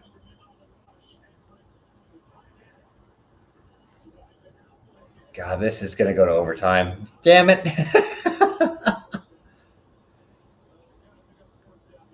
Nobody wants this.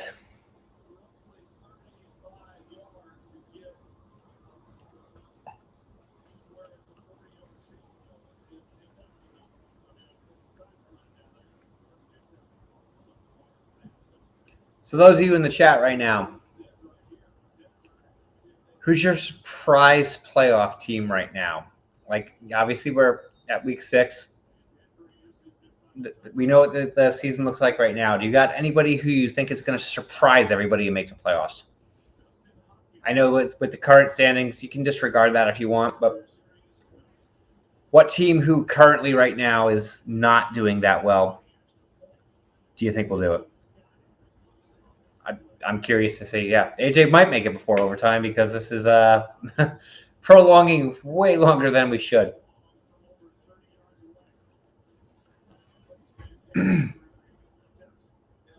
I suddenly have a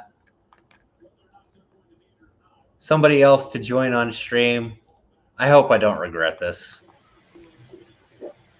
You will regret it. I'm sure I will, but it's better than vamping by myself. What's up, buddy? How you doing? Good, man. I'm kind of actually I'm not good.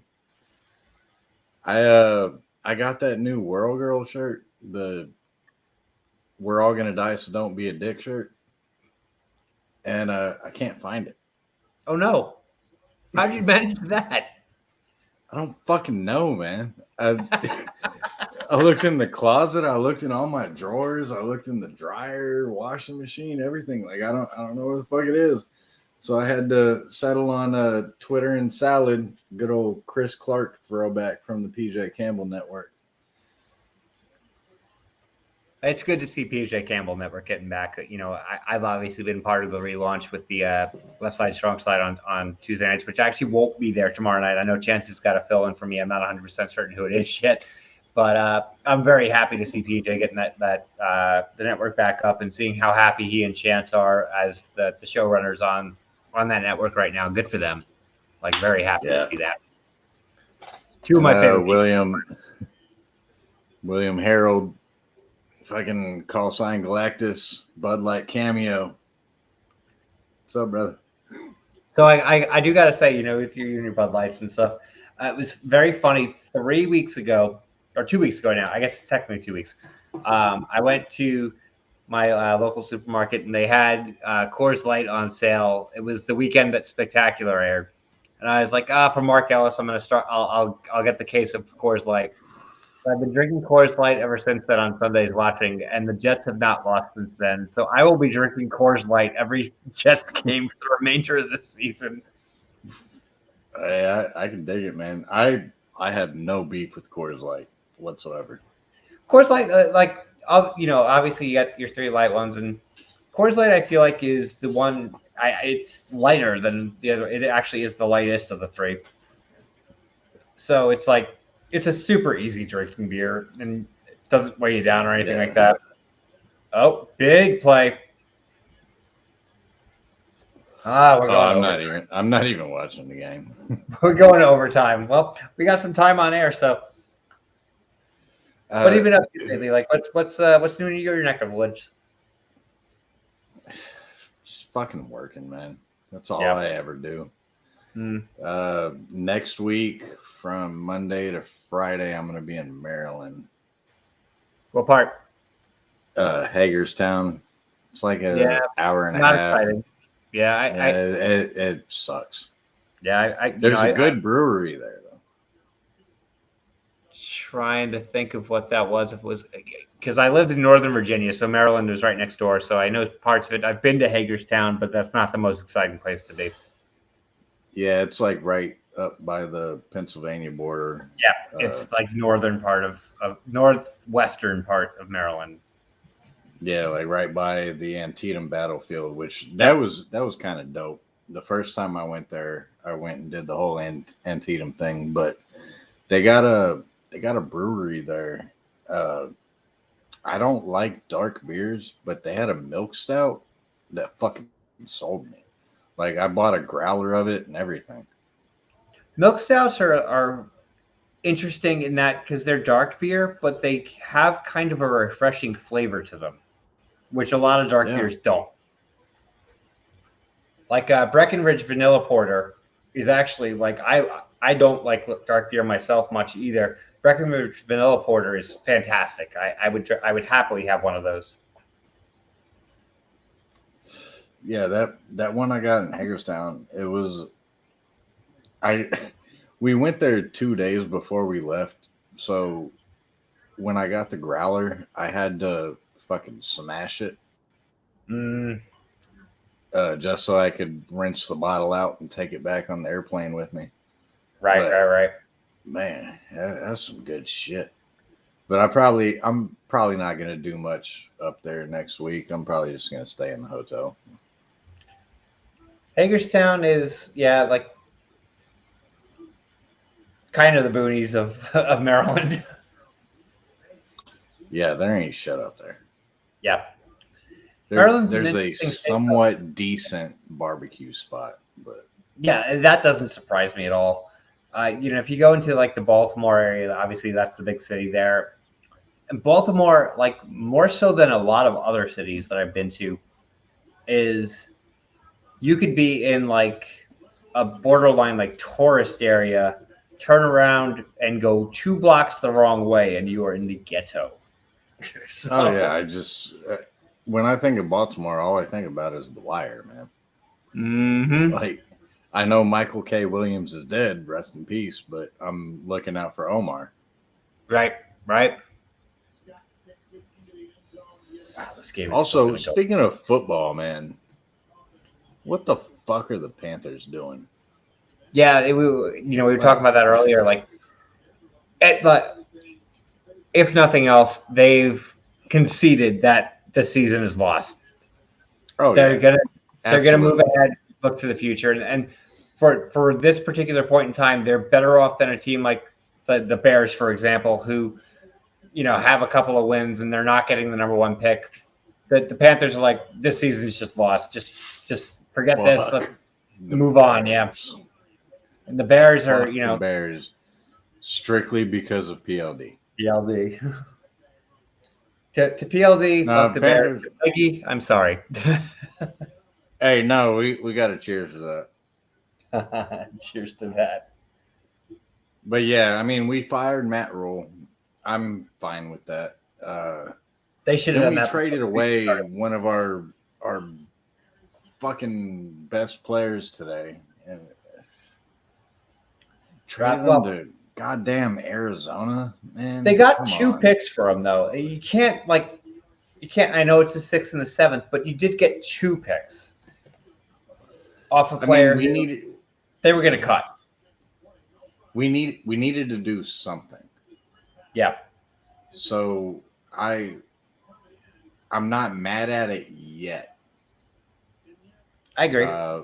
And I'm done with being mad at the season because we have we're tied for the worst record, I think.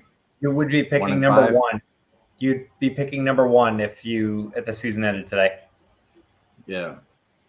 So I mean, I'm fine with it. We had to do something. Yeah, and like I said, you didn't let it get to the point where they went too far to allow, for the season to be to the point where they thought they had hope. They're like, nope, we're done, fire sale. And for the franchise, in the long run, that's a good thing. I'm getting more and more nervous with all these reports about teams reaching out about Christian McCaffrey.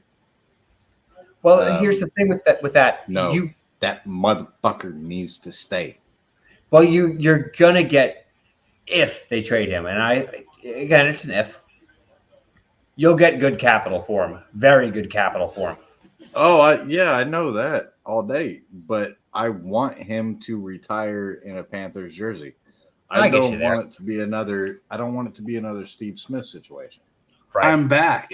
OT country. Let's ride. Let's ride. Oh wow. But yeah, like I was saying, I want Christian McCaffrey to stay. I want him to retire as a Panther. I don't want it to be a Steve Smith situation. And when they did trade Steve Smith to the Ravens, yep. I was so pissed off about that. And then when they played each other the next season, Steve Smith went off, lit them the fuck up. He went off. I remember that. And I was watching that game. I was in Lexington, Kentucky. I was hanging out at my homeboy's house, and we were watching that game. I was rooting for the fucking Ravens just for Steve Smith. Well, like, okay, I'm not gonna make it sound taking a piss in the background here. But the thing with McCaffrey is, if he goes to a select couple of teams, it's not going to be betrayal. He doesn't need to go anywhere, AJ. No, if he goes to the Niners, then that's the McCaffrey family staying together with the Shanahan family. If he goes to the Broncos, that's McCaffrey going home. Fuck no to the Broncos. The Broncos demolished us in the goddamn Super Bowl. And I had to hear about it from my boss for like 3 weeks after that. Fuck the Broncos. Listen, at some point the Panthers will put together a cohesive Super Bowl game. It's just not going to be in the next 20 years. Or the past 20 years. Condescending fuck. Motherfucker, I am a Washington Commanders and Houston Texans fan. I'm a Jets fan, so I know something. I'm a Texans fan too. Those are my formal allegiances. So, like, you can't. Wait, why Washington?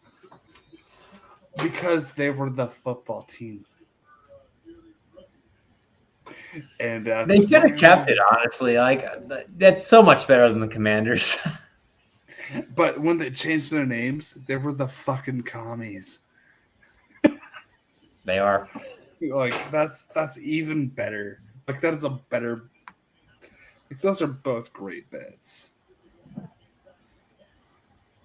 Right now, I'm rooting for a tie. By the way. Oh yeah.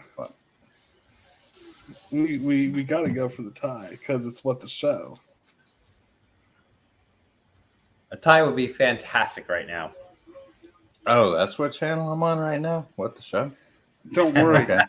If it was call to action, we'd be getting viewers. If it was a call to action, we don't do shows anymore. Hey, Nat and Dylan are keeping it going. Yeah. Well, yeah, Nat and Dylan, yeah, do their thing, and it's a great. And they are delightful. They do. And Megs was doing After Action Report. Right. So, who do you think's gonna be holding the singles belt after the end of next season? Christian Harloff. Oh, yeah, he owns the belts. So. All the belts. He's gonna be holding everything. There's one belt he doesn't have, and that's the Schmobates belt, which resides with Mara Knopik.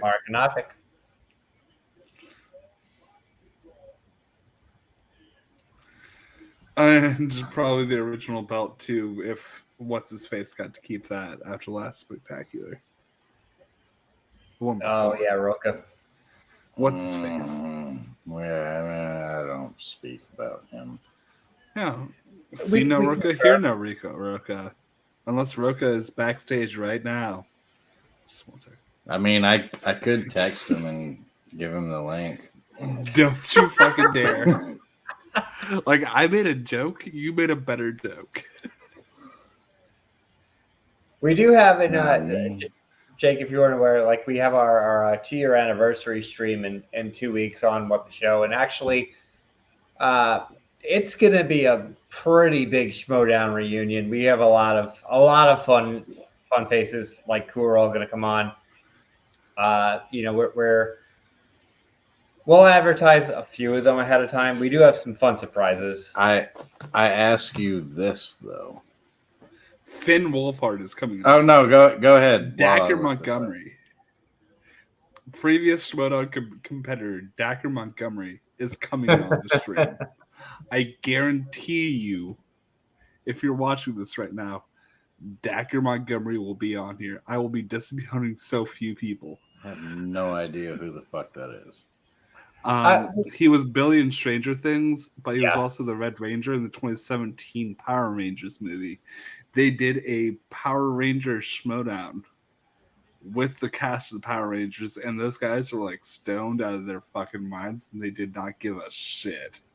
It's hilarious to watch. Those were always my favorite Schmodown matches. Like Bruce Campbell giving away an answer as on the desk is one of my favorite moments of all time. I'm like when people are just like, yeah, it's a fucking movie trivia thing. Like it's fine. So Mike. Yeah. You said you have a lot of people coming on. Mm-hmm. We do. I challenge you to remember before the pandemic when Bethany had her birthday stream. That was during the pandemic. That was. And it was yeah, okay. Yep, and it was a Zoom or a Skype. It was I don't think we'll have that many people. Actually, I think it might have been Blue Jeans. It was Blue Jeans. It was Blue Jeans. It was Blue Jeans. So here was the guest list for that. William Bibiani, Kate Mulligan, Brett Sheridan, Mike Kalinowski, Shannon Barney, Chance Ellison, Winston Marshall, Brandon Hanna, Breanne Chandler, Kevin Smets, Frank Janish, Rachel Silvestrini, Janine the Machine, Ben Bateman, Ben Goddard, Roxy Stryer, Mark Riley, and Julie Aguirre, Video Drew, Nerd Chronic, Saul, Jader, and Alex Marzonia. Sorry, the only two people we can guarantee are Ben Goddard and Saul. So I will say we that will guarantee them. At least 3 of the names you said will be on that stream. 2 of those are Ben Goddard and Saul. I loved it because everyone was like, "Who the fuck is Bethany?" But I'll come on the stream. They all came. I'll come say what's up. Oh, I remember when I was. I had like Silvestrini and Video Drew knew who she was. To be fair, and Bateman. And I remember because I was doing my best fucking can do it right now. Harloff impression of Rachel Silvestrini. Rachel Silvestrini is just a delightful human being. I cannot say enough things about her. Rachel is the best. Silvestrini. Cannot say enough good things about her. Yes, she's. And by the way, for somebody who's a Kevin Smith sympathizer as much as I am, more than I am, like, God, Mike, just text me as soon as you get out of the theater for fucking Clerks 3. Yeah. Yeah. Clerks 3 was very good.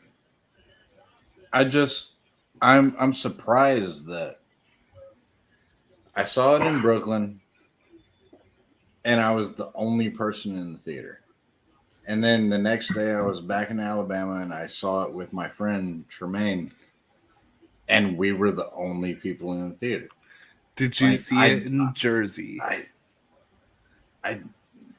No. Fuck New Jersey. Well, it probably did really well in Jersey. It definitely sold out in Jersey. I don't know if you know this. Go ahead. I was going to say, Kevin actually bought his local theater that he went to as a kid, and they're calling it the Podcast Theater, and like Clerks 3 is like showing there like indefinitely right now. He totally did a fucking Alexander Payne. Mm-hmm. Like Alexander Payne, like there was a theater that I used to go to that did like ratty like midnight porno showings, and sometimes like they do like some like Rocky Horror shit there at this old theater where he grew up watching movies. And like bought the movie and got knocked down and renovated it. So like Kevin Smith basically kept the theater intact, so he's a little bit better. But like he basically did the same, which is cool. I would do that shit. Like if I grew up watching movies in one theater and like I wanted to like renovate that shit after I made a movie, give me that shit. This game's gonna be a tie, isn't it? It's gonna be a tie, I think. Yeah. I mean, Chargers are about to punt, so. And then it comes down to the Broncos offense. Broncos country. Let's ride.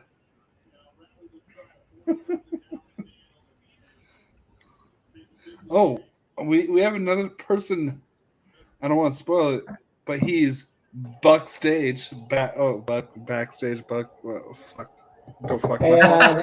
As Mike's talking about, and we lost Jake. We lost Jake. The timing is beautiful. And I think Denver just muffed the punt. They did. So the Chargers got the ball back, and they're in there. They're in Denver's 30, about 28. I don't want to call a shot here, but you and I are basically opposites, Mike. And so, when was the last time you remembered crying during a movie, Mike?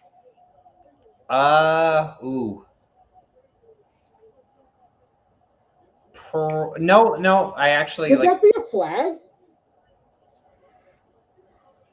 The answer, honestly, though, like AJ, for what you asked, are we talking first run or in a theater?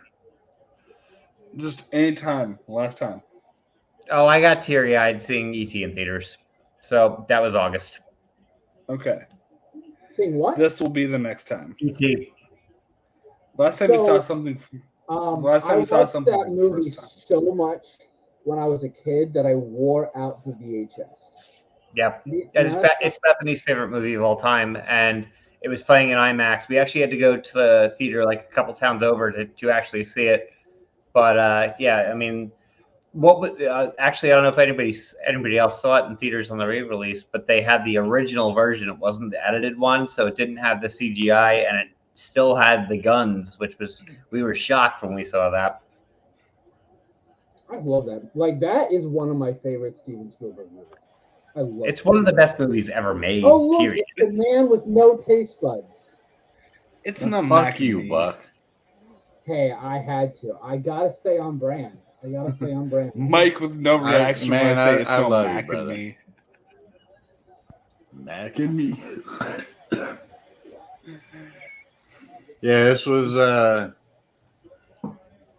empty ass theater for Clerks 3. Well, that sucks, dude. But what was the last movie I saw? Oh shit! It was Thor. I'm so mad at you for touching my goddamn hat, dude. That was like 9 months ago, 10 months ago. You need to move on. I don't let shit go. I don't let shit go. Yeah, I've noticed.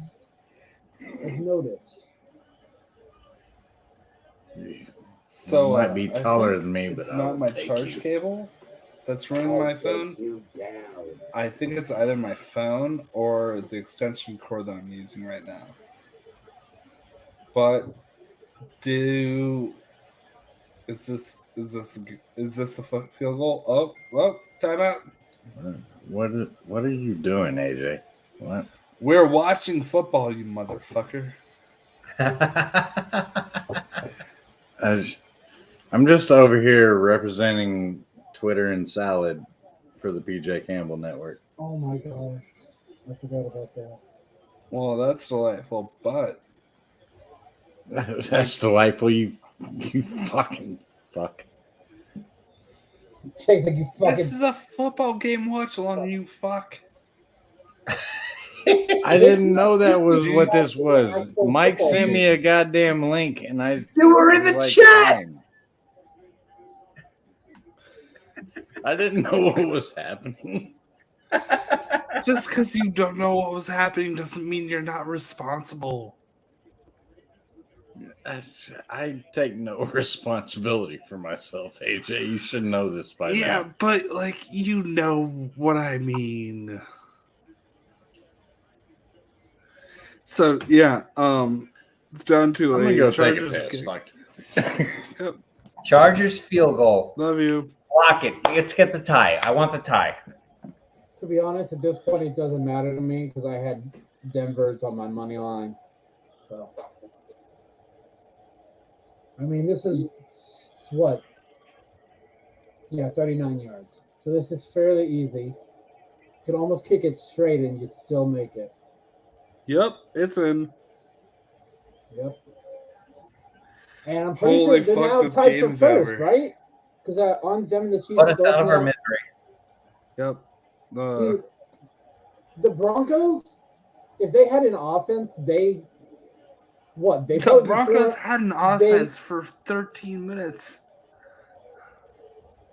Like they could be 4-2 right now because they should have won this country. game, and they should have beaten Seattle. Yep, agreed. I had faith at the beginning of this game. At one point, they were up 10-0. This ended in overtime. 19-16. Is that a scoregami? No, that's not scoregami. No, there's no way that's a scoregami. Hey AJ, do you want to tell the people what a scoregami is? So scoregami is an entirely unique score in the NFL. I don't know. Do you need more explanation? No, I mean literally all it is a score that we've never had before. Right. Yeah. It's a unique score. And this feels very common. You have 4 field goals and a touchdown. 19-16 is not a scoregami. 19-16 feels pretty unique. You don't see a lot of 19s. You don't see a lot of 16s. Like 62-56 or something. That's a scoregami.